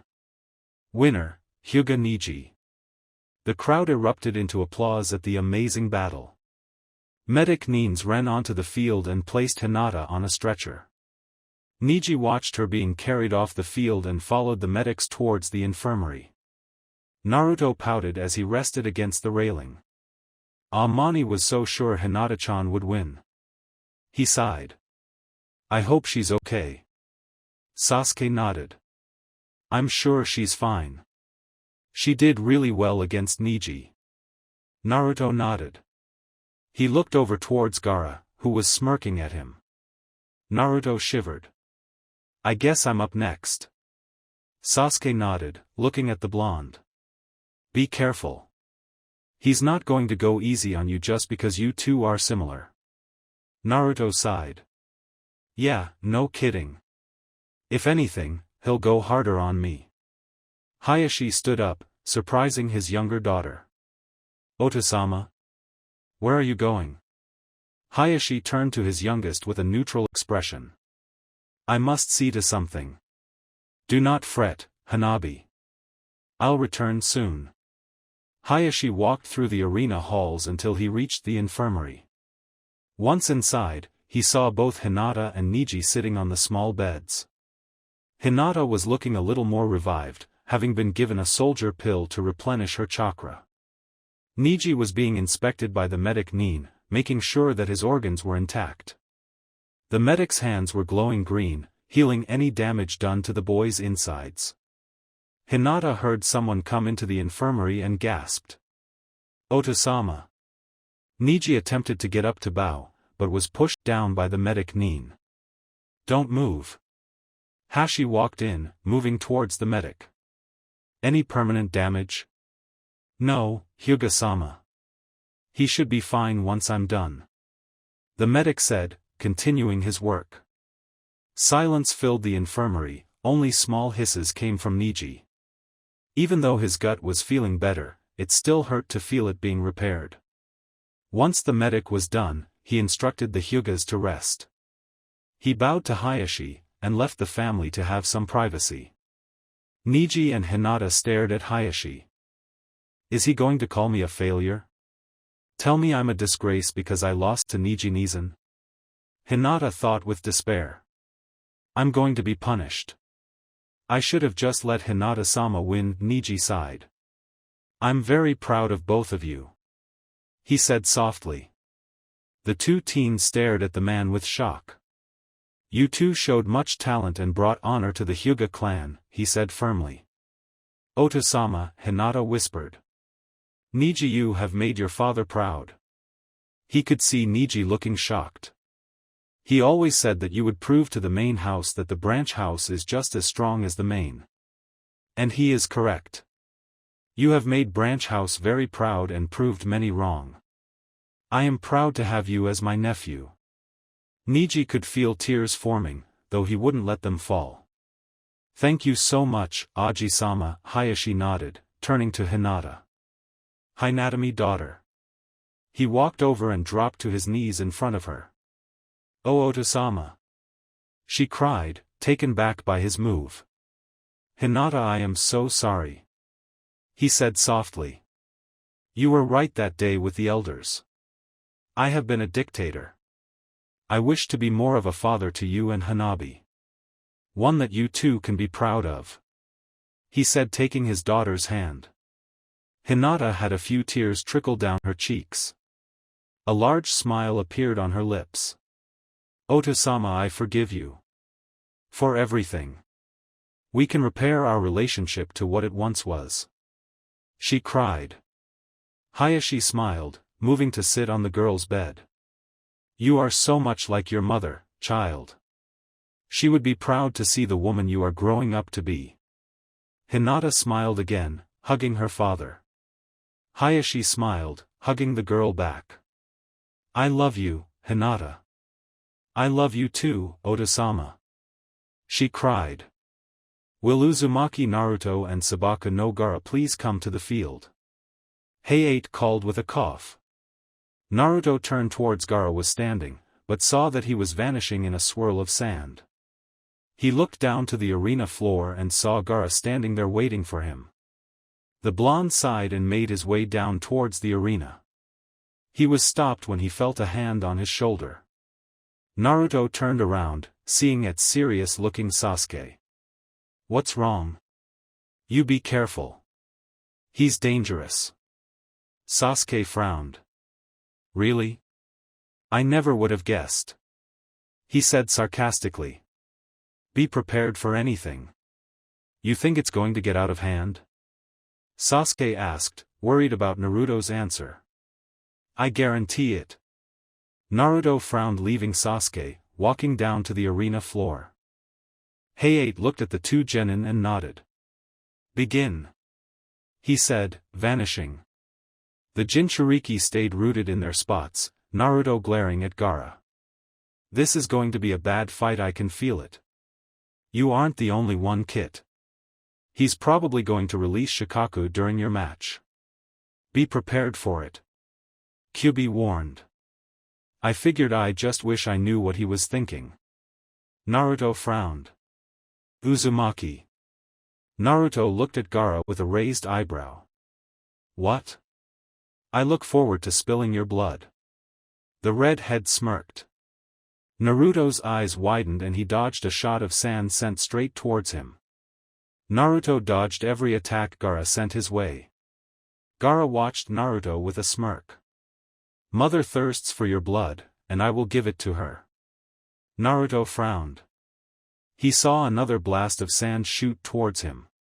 He needed to act now. He performed a quick hand sign. Wind release, divine wind. Small tornadoes rushed towards the blast of sand, sending it flying every direction. Naruto smirked at Gaara. Looks like I found a way around your sand. Or so you think. He said, firing more sand at Naruto. When Naruto sent another divine wind, it was dispelled by the sand. Naruto's eyes widened, dodging the blast. The fuck? Naruto glared at Gaara. How did he get through that? He's able to change the density of his sand. The denser the sand, the stronger it is. Your wind techniques won't do much if his sand can get through them. Kyubi frowned. Naruto frowned as well. Now what? Naruto frowned for a moment, as a sudden idea hit him. Naruto smirked. Well, here goes nothing. Naruto made another quick hand sign, a dozen Narutos appearing around the arena. Gaara looked at the Narutos with indifference. It will not matter how many clones you make. I will kill you. Naruto rolled his eyes. Whatever. I'm going to win this fight, make Chunin, then Jonin, and finally Hokage. He smirked. Gaara frowned. Why do you wish to become Hokage? For power? He smirked. No. I'm going to become Hokage to protect my precious people. Hinata-chan, Sasuke team, Kakashi-sensei, Iruka-sensei, the old man, the Ichirakus, Konohamaru and his friends, Konoha 9, Team Guy, they are all my precious people. Even the civilians and shinobi I don't know, I want to protect them all. He nodded with a smirk. All his clones nodded in agreement. Gaara frowned. Why? Why fight for others? He asked softly, confused by Naruto's answer. Naruto raised an eyebrow. Why? Because they give me strength. Having something to fight for is the only reason you should fight. Gaara grabbed the side on his head. No, he groaned. Fighting for something makes you weak. The only way to be truly strong is to fight for yourself. He growled, several blasts of sand erupted from the large gourd on Gaara's back. Naruto and his clones dodged the attack, several clones dispelling as they were hit. Naruto summoned several more clones, ordering an attack. All of the Naruto clones jumped up, flying towards Gaara. Gaara sighed, his sand destroying all of the clones. He frowned slightly, realizing his was now surrounded by the smoke from when the clones were dispelled. Expecting the smoke to clear, Gaara attempted to wait it out, but it only grew darker. Gaara blinked, slowly looking around. Why isn't the smoke clearing? There was a loud explosion, enveloping Gaara in fire. Whoa! Lee exclaimed, covering his face with his arm to deflect the aftermath of the blast. Once the initial aftermath was over, Lee stared at the smoke-filled arena. What jutsu was that? He gasped. Burning ash. Came a soft voice behind him. Everyone turned towards the new voice, seeing Neji and Hinata approaching. Hinata. Sasuke said with wide eyes. What are you doing out of the infirmary? You should be resting. Hinata smiled. I'll be fine, Sasuke. She nodded. I've been given orders to rest. Nothing too serious. Neji nodded. I received the more serious injuries of the fight. He pouted. Neji-san. Hinata-heim. It is most wonderful that you have joined us to watch Naruto-kun's match. Lee exclaimed. Shino nodded. It is good to see you two are recovering well, he said bluntly. Hinata blushed slightly. Thank you, Shino-san. Neji nodded as well. How's Naruto doing? Sasuke looked back at the arena. Gaara's sand is giving him trouble. But I think his burning ash did do some serious damage. What does Naruto do to avoid the attack? Shino asked quizzically. He's come up with an idea. Sasuke smirked. He digs underground to avoid the initial blast. Smart. Neji said with a nod. Hinata looked down at the arena, gripping onto the balcony's bars tightly. You can do it, Naruto-kun. Once the explosion cleared, Naruto was standing in the center of the arena, smirking. His smirk faltered when he saw that Gaara was still standing. No way, Naruto breathed. Gaara looked up from his position, giving Naruto a bloodthirsty grin. Sand was falling off the boy's body like water. What the hell? Naruto said, looking confused. What's with the sand? Uzumaki, Gaara hissed. Mother will have your blood. Naruto's looked in horror as he watched Gaara's right arm became covered in sand, creating this large sand claw. No, Temari whispered. Not now, damn it, Gaara. Kankuro looked at Temari, shock and horror on his face. It's too soon. Shikamaru, who had overheard their panic, turned and faced them. What's too soon? He frowned. Stay out of it, lazy. This is way out of your league. Temari huffed. She froze when she felt Shikamaru's shadow capture her own. Kankuro froze as well, now worried about their current situation. I don't think you heard me, Temari. Shikamaru growled. What's too soon? Temari stared at Shikamaru for a moment, not sure what to do. Garahi's dash, Temari, no. Kankuro yelled. Kankuro's sudden outburst caught the attention of the rest of the genin. They approached their comrade and the Sunanin. What's going on? Niji asked, suspicious of the siblings. We should be watching Naruto-san's flames of youth. Lee exclaimed. Shikamaru frowned. It seems the Suna siblings know something. He glared more at Temari than Kankuro. It's time to talk, Temari. Temari sighed. Garahi's the secret weapon. Temari. Stop. We can't. Kankuro hissed. Shikamaru frowned. If you know something, I think it's best you tell me. He said seriously. Temari was torn. She looked at Shikamaru with a pained expression. Shikamaru sighed. It seems you're torn about what to do. I can't make you do anything. Booty will not hesitate to fight you if you choose to go against what's right. Kankuro and Temari looked at each other, unsure of what to do. Naruto dodged attack after attack brought on by Gaara's new sand arm. The crazed look in Gaara's eyes made him extremely nervous. Kyuubi. What do I do? Naruto asked, still dodging each attack. You need to get him out of the village. He's losing control. I need to do something. But how am I going to get around his sand? His sand won't be as receptive as it was earlier. You'll be able to get attacks in a lot easier than before. Kyuubi explained. Thank God, but how am I going to get him out of the village? Naruto said, dodging another attack. Naruto glared at Gaara, trying to figure out how to attack Gaara. Well, I guess I don't have a choice. Naruto held out his hand, a rotating ball of chakra appeared. Naruto rushed Gaara, jumping and dodging the attacks Gaara sent his way. Naruto threw his arm in front of him, the rotating ball slamming into Gaara's chest. Rasengan. The blonde yelled. Gaara's body was thrown back against the wall, hitting it with a sickening crack. The redhead's body slid down, until he was on his hands and knees. Blood trickled down the boy's face, dripping on the ground in front of him.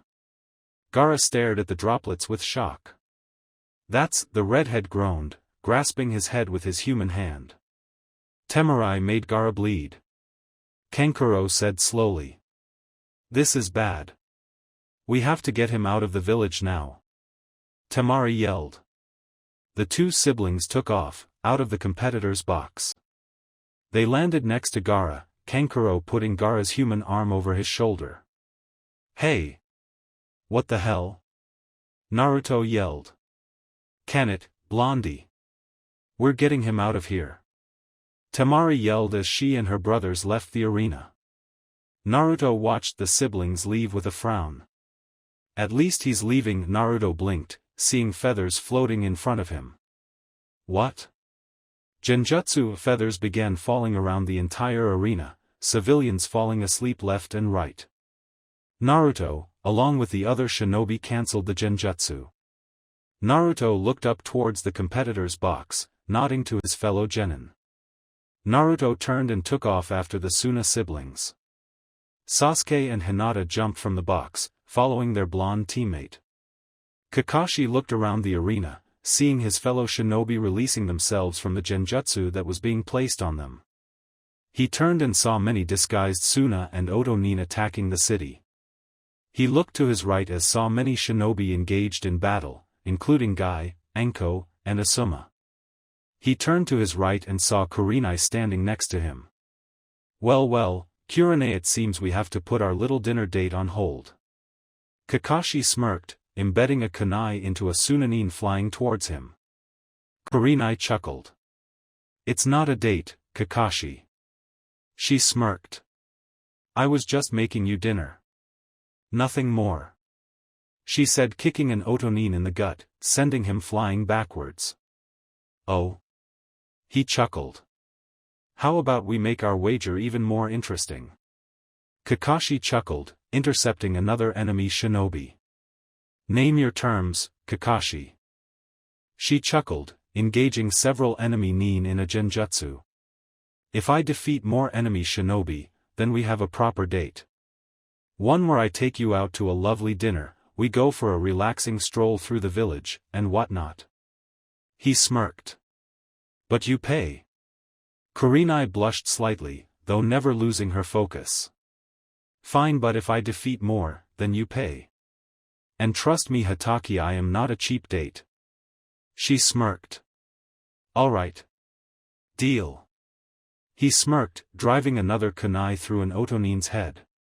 Starting now. The two smirked, taking off to defeat the intruders. It seems your son is out of control, Kazekage-sama. Hiruzen smirked. Then Aga and he isn't really your son. He said, standing up, glaring down at the Kazekage. Inquisitive as ever. The man chuckled. You always knew when something was going on. The man stood up. He threw off the robes, revealing his true identity. I'm not surprised to see you, Orochimaru. Hiruzen frowned, throwing off his robes as well, revealing his combat outfit. I've been prepared for your appearance. Oh. It doesn't matter. I will destroy Konoha and kill you. He smirked. I don't think so, you bastard. A dark voice said, behind him. Orochimaru's eyes widened slightly. He looked over his shoulder, chuckling. Oh ho, if it isn't my old teammate. How are you, Dobe? Better once I sever your head from your shoulders. Jiraiya smirked, throwing a punch at the Sannin. Orochimaru dodged, glaring at his old teammate. It seems you were more prepared for me than I thought. How was that possible? Well, it didn't help that you left your mark on Uchiha Sasuke. Jiraiya shook his head. Also, a young girl managed to make her way to the village. Hiruzen smirked. She warned us of the attack. Orochimaru's eyes widened. Damn it, it appears Kokwon has made it here. Orochimaru chuckled. It matters not. All that matters is that you die here and Konoha burns. Orochimaru smirked darkly, his hands erupting into snakes, the snakes flying towards Hiruzen and Jiraiya. The two dodged the snakes, Hiruzen performing a few hand signs. Fire release, fire dragon bullet. He took a deep breath and blew out a long stream of fire. The snake sizzled and burned as Orochimaru cancelled the jutsu. The snake chuckled, staring at Jiraiya and Hiruzen. You can't beat me, Jiraiya. Nor you, Sarutobi-sensei. He chuckled. Oh yes, we can. Jiraiya smirked. Even if it kills me, I'll make sure you leave here in a body bag. He yelled, rushing towards the snake Sannin. Orochimaru smirked, dodging Jiraiya's attacks, only to be attacked by Hiruzen. The three engaged in battle, desperately trying to fight off the other. As the trio fought, 4 ANBU appeared, standing in a square formation around the fight. They performed several hand signs, and 4 black walls erupted from the top of the arena, surrounding the 3 shinobi. Hiruzen stopped fighting, seeing the walls coming up. Damn it, he turned back to Orochimaru, who was smirking. Looks like it's truly a fight to the death, isn't it, Sarutobi-sensei? The snake smirked. Naruto and his teammates followed the Suna siblings, trying to catch up to them.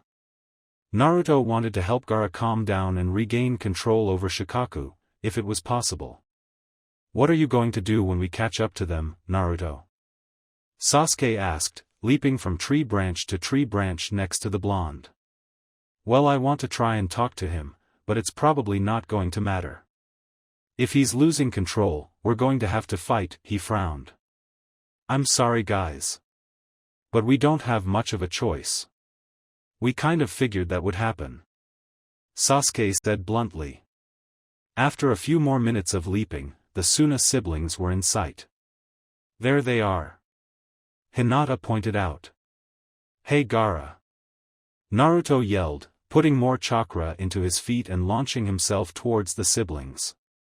They all turned around in time for Naruto to land a punch on Gaara's cheek.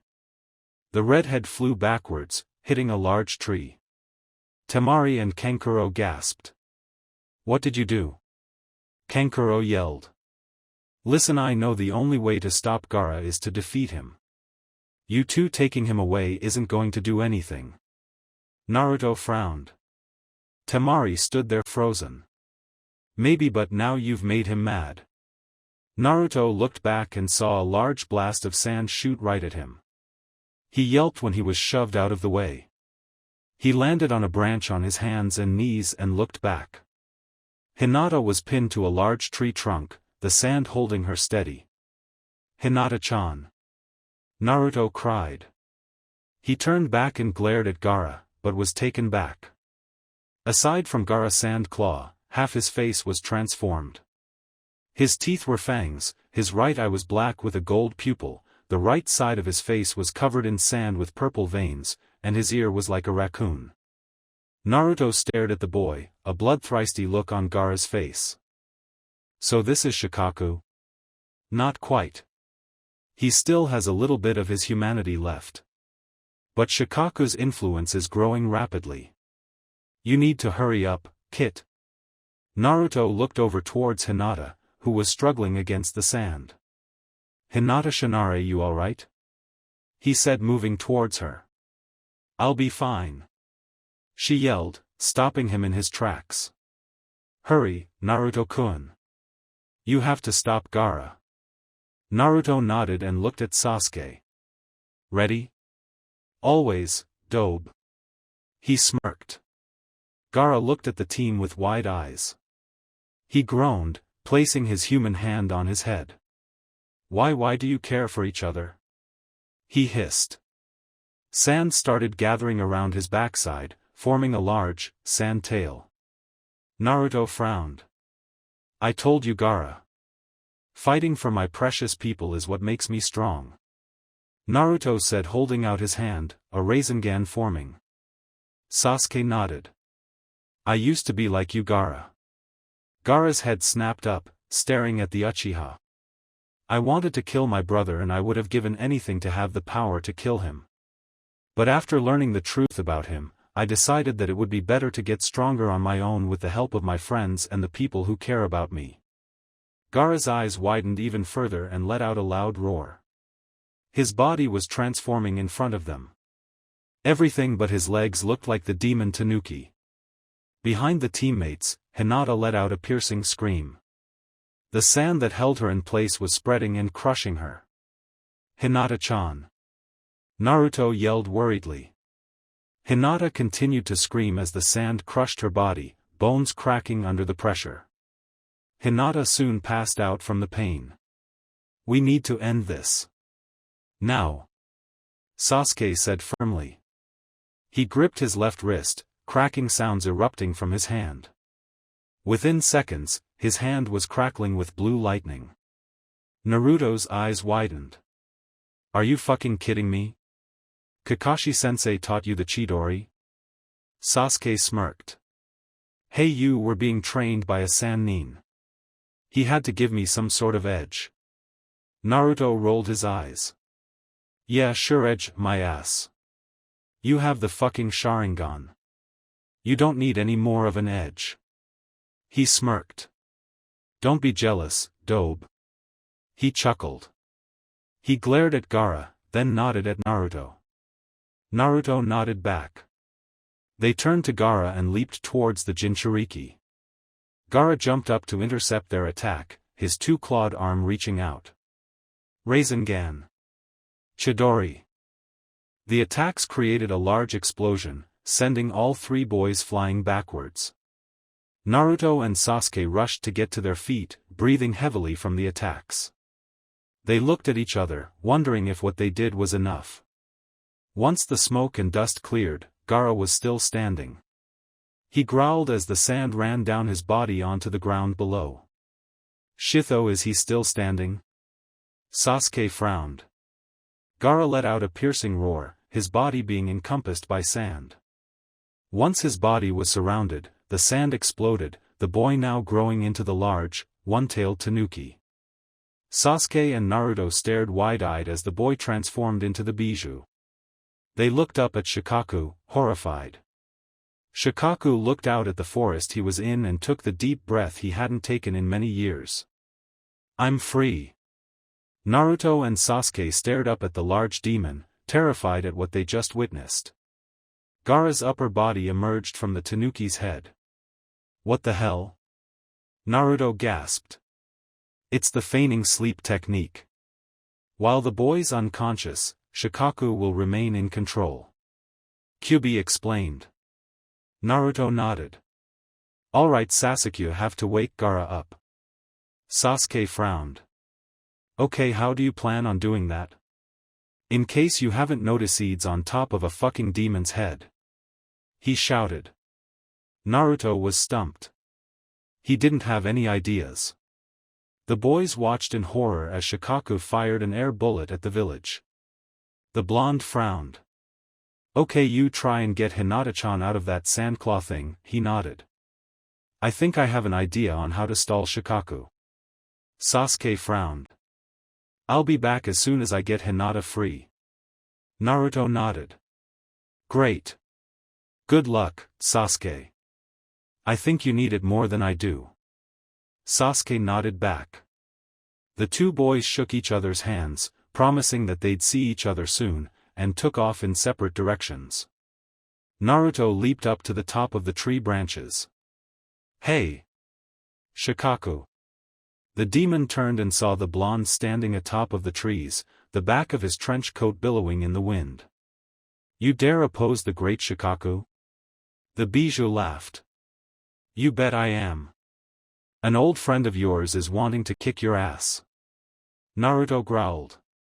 The demon raised an eyebrow before letting out a loud cackle. So Kurama has been sealed. How delicious. Now I can prove who is the superior demon. How dare that decrepit sand mongrel think he is superior to me? Kick his ass, brat. Kyuubi hollered. Naruto raised an eyebrow. Who's Kurama?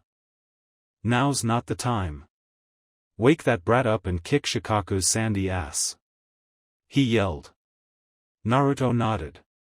He bit his thumb and slammed his hand on top of the trees. Summoning technique. A puff of smoke erupted from the seal, Gamakichi appearing. Yo! He smiled. Gamakichi. I didn't want you. Naruto yelled. Oh gee, thanks. The small toad pouted. Shikaku cackled again. What a pathetic little boy. It shall be easy to destroy you. Shikaku opened his mouth and shot another air bullet at Naruto and Gamakichi. Naruto's eyes widened. He picked up the small toad and jumped in the air to dodge the attack, but the air waves were too great and sent Naruto flying out of control through the air. He hit the top of the trees, falling through the branches. Naruto landed on the ground with a thud, gasping for breath. 33. 34. Kakashi smirked as he counted out the number of shinobi he had taken out. I wonder how Kurenai's faring.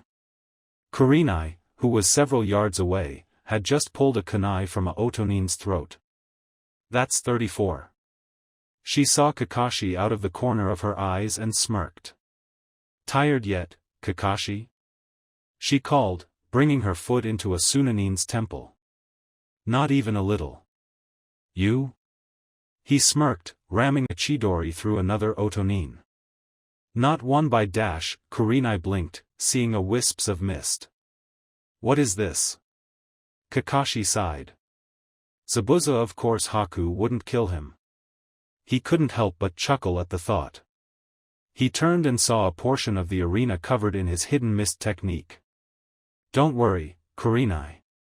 It seems an old friend has come out to play. Kurenai nodded. She attacked several more enemy shinobi, when she saw a giant fireball shoot past her. She turned and saw several enemy nin engulfed in flames. Another friend of yours? Kurenai raised an eyebrow.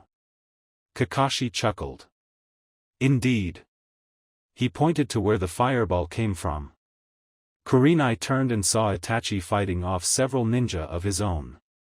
Her burgundy eyes widened. Are you kidding me? Kakashi chuckled. Not really. He smirked. Itachi's been back for a while. He said, stabbing another Otonin. I'm at 41 now, Kurenai. Try and keep up. Kurenai frowned, stabbing another enemy shinobi. You haven't lost your touch, I see, sensei. Orochimaru smirked, jumping away from them. But you've lost yours. Hiruzen smirked. I don't think so, sensei.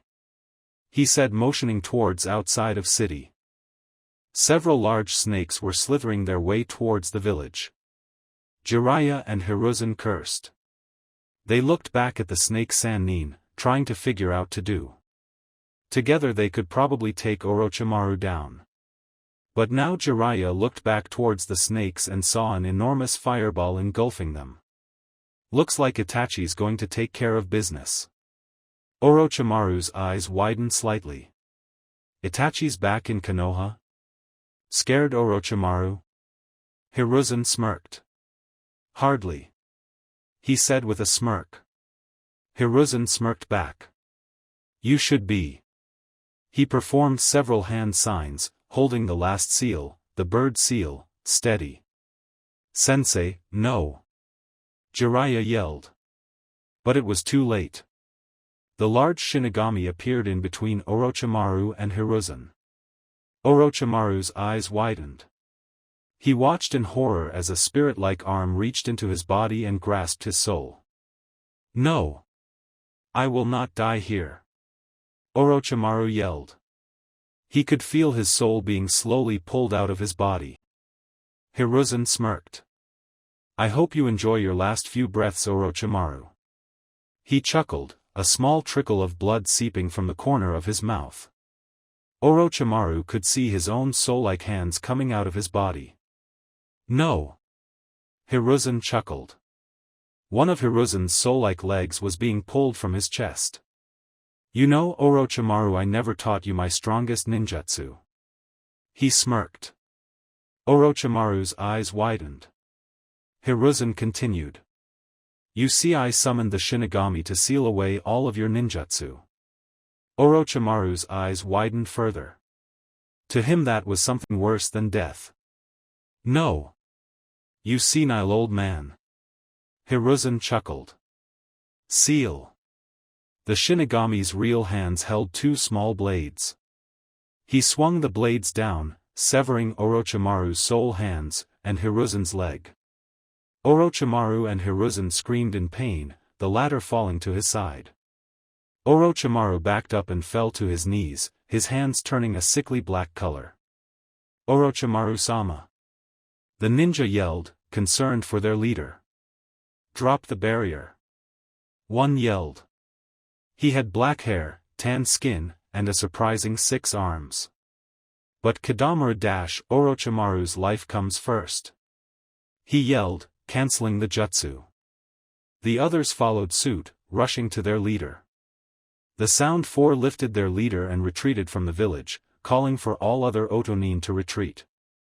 Seeing the Otonin retreat, the Sunanin also retreated. Jiraiya was holding Hiruzen up, shaking his head at his old sensei. How the hell are you even alive, old man? Hiruzen chuckled. I've found a way to alter the seal. If I'm summoning the Shinigami to only seal my opponent, then he won't take my entire soul, only a part of it. He said, motioning towards his foot, that was the same black color as Orochimaru's hands. You're one crazy old man. Jiraiya sighed in relief.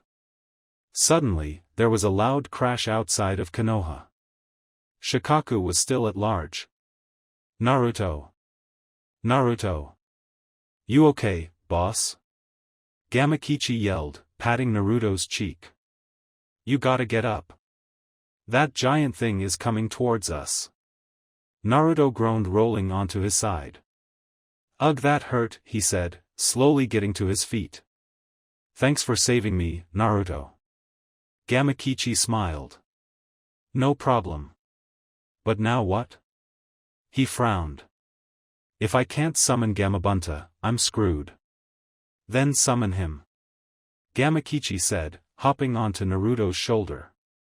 Naruto frowned. Don't you think I would if I could? He yelled. He felt the ground tremor under him as Shikaku stalked towards him. The blonde frowned again. I guess I don't have a choice. Kyuubi, I need to borrow a little extra chakra. I figured as much. Just don't overindulge, Kit. Kyuubi huffed. Naruto nodded to himself and gathered his and the Kyuubi's chakra into his right hand. Here goes nothing. Summoning technique. Naruto yelled, slamming his hand onto the ground. A large puff of smoke erupted from the ground, and the blonde shot up into the air, standing on Gamabunta's head. Yes. I did it. Thank God. Naruto sighed. What is the meaning of this, Naruto? Gamabunta frowned. Dad. Gamakichi smiled, leaping off of Naruto's shoulder onto Gamabunta's head. That beast attacked us. Gamabunta looked forward, seeing Shikaku approaching. Shikaku. The old toad spat. I haven't seen you in quite some time. Shikaku stared at Gamabunta and laughed. Gamabunta. It has been too long. It will be so much fun to kill you. See that boy on Shikaku's head? Naruto asked. Gamabunta grunted in acknowledgement. If we wake him up, we can send Shikaku away. Can you help me get to Gaara? Gamabunta sighed. I'm too old for this kind of fighting. The toad grunted. Get ready, brat. Naruto pushed chakra into his feet so he could stick to Gamabunta's head. Gamabunta launched himself at Shikaku, who fired another air bullet at him. Gamabunta fired a water release, gunshot at the air blast. Water and air collided, the attack spreading out around the forest.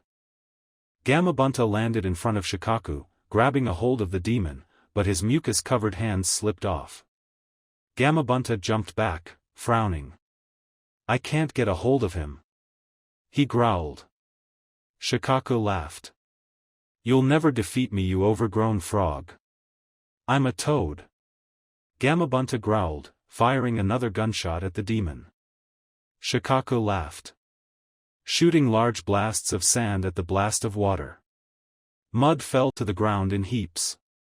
You're going to have to transform, brat. Gamabunta said, crouching to jump. What? I can't transform the both of us. Naruto shouted. You don't have a choice. The toad boss said, leaping up into the air again, heading towards Shikaku. As Naruto and the toads descended onto the Tanuki demon, panic began to rise. His hands were shaky, his mind was fuzzy. What do I do? I can't transform into something that big. Let alone the two of us. What the hell am I? Naruto smirked. He performed a hand sign, he and Gamabunta erupted into a ball of smoke. Out of the smoke came Naruto riding Gamabunta, who was transformed into the Kyuubi. The large fox sunk its teeth and claws into the one tail. Naruto leaped off the fox's head and launched himself towards the sleeping boy. Wake up, you bastard. Naruto threw a punch, landing his fist into Gaara's cheek. The sleeping boy's head snapped to the side, his eyes shooting open. He turned towards the blonde, shocked. What? No. No. I'm not ready to go back. Shikaku yelled, shrinking into nothing. Gaara landed on his hands and knees, breathing heavily. Gamabunta and Gamakichi smirked at the blonde, who landed near Gaara. He really is something. He might actually be the chosen one, Dad. Gamakichi nodded. Indeed. We aren't needed here anymore, Gamakichi. Let's go home. Gamabunta said, disappearing with his son. Naruto slowly walked towards Gaara, frowning at the boy. You know Gaara, I was once like you. Gaara slowly looked up at the blonde. How were you anything like me? I was hated. Despised by everything and everybody for what I contain. They didn't see me as the jailer. They saw me as the monster that destroyed Konoha and killed their loved ones. He said, kneeling down next to Gaara. The day I was born, the Kyuubi no Yoko attacked Konoha, destroying houses, killing civilians and shinobi alike. It also killed my parents, one of which was the Yondaime Hokage. They look at me and see a murderer. Gaara's eyes widened slightly. Then why aren't you like me? He growled. Because I found people I want to protect. He smirked. My teammates, Hinata-chan and Sasuke, Kakashi-sensei, Iruka-sensei, Old Man Hokage, and my other genin friends. I also want to protect the people that ridiculed and hated me. Gaara slowly stood up, favoring his right side. Why? Why protect those who hate you? Because that's what a Kage does. He nodded. He looked at the confusion on Gaara's face. Listen, Gaara, why don't you come back to Konoha with me? Gaara couldn't stop staring at this kid. Why would I do that, Uzumaki? Because you want to change. You don't want to be seen as a killer. He said with smiled. Do you trust me? He said, holding his hand out towards Gaara. The redhead didn't know what to do at first. He merely stared at the hand that was before him. After a few moments of silence, Gaara slowly reached out towards the hand, and grasped it. Naruto smiled brightly. Good to have you on board, Gaara. Now come on. Let's get you back to Konoha. He said, putting Gaara's arm over his shoulder, taking off into the trees. Once they reached Konoha, Naruto quickly went to the hospital, which was overrun with the injured. The blonde saw Sasuke standing in the waiting room, leaning against the wall with his arms crossed over his chest. Sasuke. Naruto called. Sasuke looked up and walked over to Naruto. Why is he here? He scowled. He needs to get checked out by a doctor. Naruto nodded. Then we'll go from Gaara. Temari yelled from the far corner of the lobby. Temari and Kankuro rushed towards their brother, carefully moving him off of Naruto's shoulders. Are you alright, Gaara? Temari asked, checking her brother for injuries. Gaara slowly nodded. I'm okay, he said quietly. Temari, Kankuro, I'm sorry. Hanging his head slightly. Temari and Kankuro looked at each other, shocked at what they just heard. Temari felt tears spring to her eyes and hugged her youngest brother. Oh Gaara! She cried happily. Gaara hissed in pain, still sore from the battle with Naruto. Osuri. She said sheepishly. Come on, let's go see if we can get you checked out by a nurse. Kankuro turned to Naruto and Sasuke, smirking. Thank you. I think you've finally given Gaara peace of mind. Naruto nodded. No problem. But I think he should meet someone before you guys go. Kankuro raised an eyebrow. Naruto chuckled. He's a Fuinjutsu master. He'll be able to stabilize Gaara's seal. Kankuro agreed wholeheartedly. He nodded to the two teammates and went to find his siblings. Naruto smiled, turning to Sasuke. He's not so bad. Sasuke rolled his eyes. I don't know how you do it. Somehow your presence or something just changes people. Naruto gave Sasuke a toothy grin. Hey. What can I say? I just have a way with people. He laughed.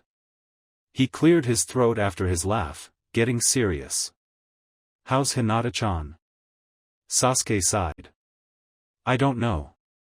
The doctors rushed her to an operating room.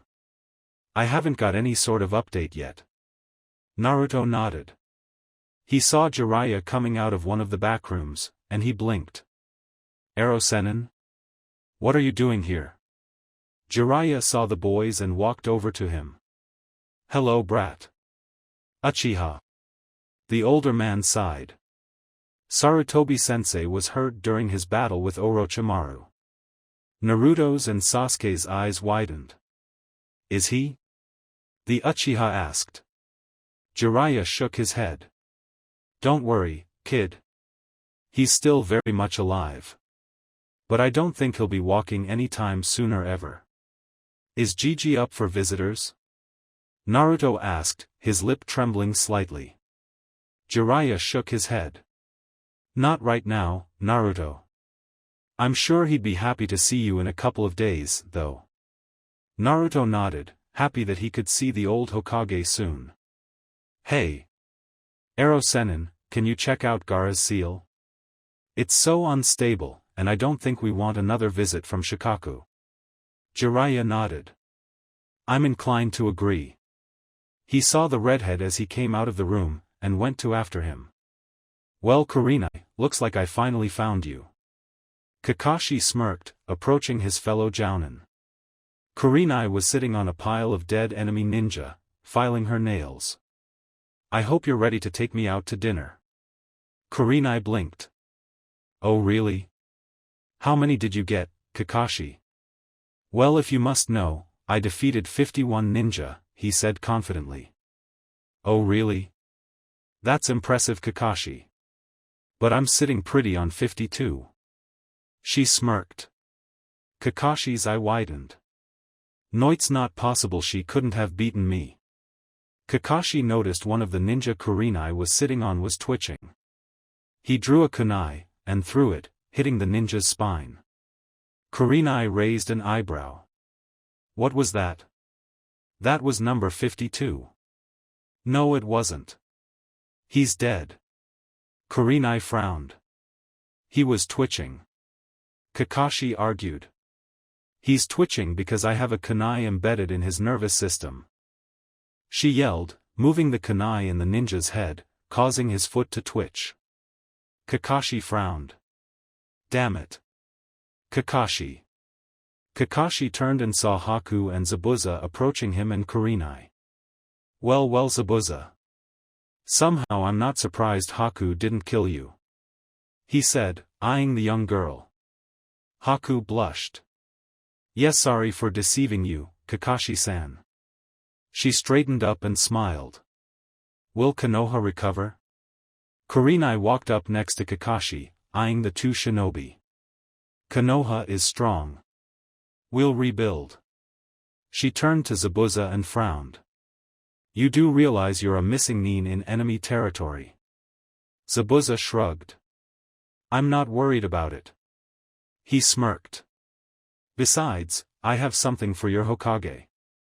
Kakashi raised an eyebrow. Oh? And what might that be? You'll find out soon enough. He said with a sharp toothy grin. Well then, I guess we'll escort you to the tower. Kakashi said with his signature, I. He started walking away with Haku and Zabuza. Kurenai grabbed his arm. Don't forget about our little date, Kakashi. I expect you to take me to a nice, expensive dinner. She said with a sickeningly sweet tone. Kakashi pouted, walking away from the kunoichi. Despite his pout, which couldn't be seen at all, he was nervous and a little excited. Naruto and Sasuke stood in the lobby, waiting to hear any word about Hinata. There were several dozen shinobi waiting in the lobby as well, mostly those with minor injuries. The boys waited anxiously, sometimes hearing screams from the backrooms from patients that were being treated for burns, broken bones, and other major injuries. It sent shivers down their spines. At one point during their wait, Jiraiya returned looking pretty exhausted. "Ero-sennin? You okay?" Naruto asked, taking a few steps towards him. "I'm alright, brat. That Shikaku kid's seal was a complete mess. Whoever did that seal had no idea what they were doing." He sighed. "Both should be good to go." Naruto let out a sigh of relief. "Where's Gaara now?" "He's sleeping in a room in a secure part of the hospital." "Which meant, you can't visit him." Naruto huffed. "Okay," Jiraiya chuckled. "Why are you boys still here? Surely it wasn't to see how Gaara was doing." Sasuke stepped forward and shook his head. "Hinata was hurt, and we're waiting to hear about her." Jiraiya nodded. "I see. I hope she's okay. Now, I have to go. While Sensei is recovering, he's asked me to fill in for him." He shivered. "I need to get a meeting together and discuss what to do for Konoha. No brothels." Naruto called as he watched Jiraiya leave. Sasuke snorted, looking at the blonde. "You think she'll be okay?" "She's Hinata-chan. She'll be fine." He hoped. Jiraiya walked into the meeting room with both the Shinobi Council and Civilian Council. All he wanted to do right now was find a nice, voluptuous woman and have his wicked way with her. This was too much stress for one day. Jiraiya cleared his throat, gaining his attention from the councils. "I trust everyone here is uninjured?" When he received nods, Jiraiya continued. "I have spoken with several Suna shinobi and I have concluded that Tsunagakure was deceived by Orochimaru." "Which shinobi did you speak with, Jiraiya-sama?" Aburame Shibi asked. "The Kazekage's children. They said that their father had been acting strange just days before the Chunin exams. I believe Orochimaru had something to do with that. I cannot prove it yet, but call it a gut instinct," he said firmly. Many of the council members, mostly the Shinobi Council, could understand the meaning behind gut instincts. It was kept them alive in the heat of battle. But some of the civilians weren't convinced. "Even if they were tricked, we cannot let this go unpunished," one council member shouted, slamming his fist on the large table. Jiraiya frowned. "I don't disagree, however, I'm not willing to start another war." He glared at the man. "Do we know the casualty count?" Hayashi Hyuga spoke up. "Currently the number is inconclusive. We should have the numbers at the end of the day." Jiraiya nodded. "What about destruction? What percentage of the village was hit?" One civilian spoke next. "The numbers are far lower than anticipated. Only 8% of the village was damaged, mostly the arena and the outskirts." Jiraiya nodded again. "I guess there's a silver lining, then, Jiraiya-sama," Shikaku started. "How is Hokage-sama?" Jiraiya sighed. "Sarutobi-sensei is currently recovering in the hospital. He is under constant supervision of the medical staff and ANBU. He should be released in several days." "What are his injuries?" Inoichi asked, everyone worried about his answer. Aside from chakra exhaustion, he summoned the Shinigami to seal Orochimaru's arms. Several gasps echoed through the room. "He shouldn't be alive," Inoichi yelled. He found a way around the summon. In order to seal away Orochimaru's hands, he sealed away part of his soul. "Sensei no longer has the use of his legs," he said softly. "Will he still be able to lead us?" one civilian woman asked. "Technically, yes. However, I think it's time he retired," Jiraiya stated bluntly. "I have to agree," came a cold, calculative voice. Everyone turned and saw an older man, his right eye and arm bandaged. His right arm was in a sling, and he walked with a cane. "Danzo!" Jiraiya spat. So wonderful to see you. He ground out. Yes, Jiraiya. I'm sure it is. Now I must agree with you. Hiruzen is due for retirement. I believe it's time we appoint a new Hokage. Danzo said seriously. Jiraiya raised an eyebrow. Any suggestions? Why don't you become Hokage, Jiraiya-sama? One civilian man asked. Are you kidding? There's no way in hell I'm taking the position. He shouted. My spy network is far too valuable to Konoha for me to leave it. No, I will not be Hokage. Jiraiya said firmly. The council deflated, but Danzo stepped forward. I believe then, that I should take up the title of Hokage. I once fought alongside Hiruzen, and I know what would be best for Kono dash, like hell I'd let you be Hokage. Jiraiya yelled. You'd start the next Shinobi war within the week. He frowned. In fact I think it's time you retired as well, Danzo. He smirked darkly. And what makes you think I will? Danzo said, raising his visible eyebrow. Just trust me.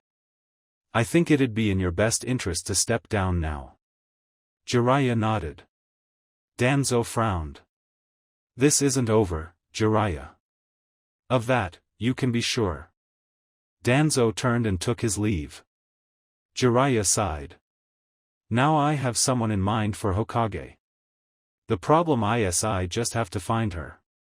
You can't mean her, Jiraiya-sama? Chuza, the Akamichi clan head, gasped. Jiraiya-sama, you can't be serious. She hasn't been in Konoha for over a decade. What makes you think she'll come back? Inazuka Tsum, Kiba's mother, frowned. Because now, I have leverage. He smirked. Jiraiya cleared his throat and stood up. Alright, I'll be leaving tomorrow in search for Tsunade.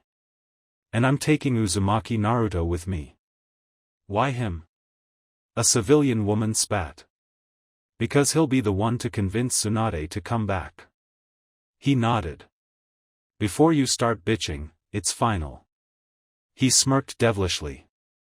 Now before I leave, I want every person, man, woman, child, and ninja who lost their home in the invasion, to be put up in the academy. We'll change the classrooms into temporary bedrooms, until their homes and shops can be rebuilt. He nodded. The others nodded, agreeing with the man. They are also to be provided with food and clothing within the day. Again, the councils nodded. Excellent. Now, meeting adjourned. We'll meet tomorrow to discuss the casualties before I leave. He said solemnly. The members stood up and left the tower. Jiraiya sighed and sat down in his chair. Now I know why Sensei smokes. He heard a knock at the door and groaned. Yes? Kakashi opened the door, revealing himself, Zabuza, Haku. Jiraiya-sama? Kakashi. What can I do for you? He said, straightening up. I have 2 Kiri shinobi that wish to speak to you. He said boredly. I can see that. Momochi Zabuza. Quite a surprise seeing you here. You do realize there's quite a bounty on you. Jiraiya smirked. I'm not incompetent. He growled. I know you're not. Why are you here? He said, leaning back in the chair. I might have convinced our Mizukage to start an alliance with Konoha. He said, giving a toothy smirk. Oh? And how might have you done that? He raised an eyebrow. We have a new Mizukage. He shrugged. She's definitely not Yagura. And a certain loudmouth, blonde, Genin might have had something to do with it. Might have? Jiraiya said with a raised eyebrow. Just a small portion of it. Zabuza smirked. Jiraiya let out a small chuckle. I see. Well, do you have the proposal?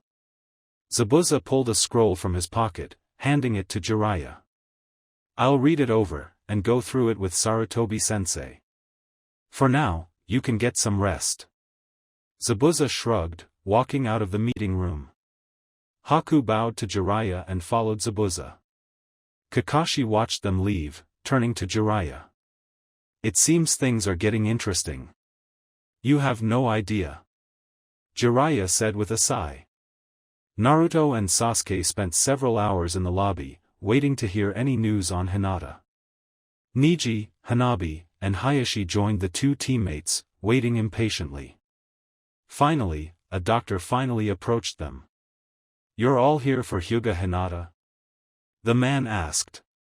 Hayashi stood up. "Yes. I'm her father." "How is she?" He frowned. "Well, we've healed most of her lacerations and fractures. But some of her bones were completely shattered.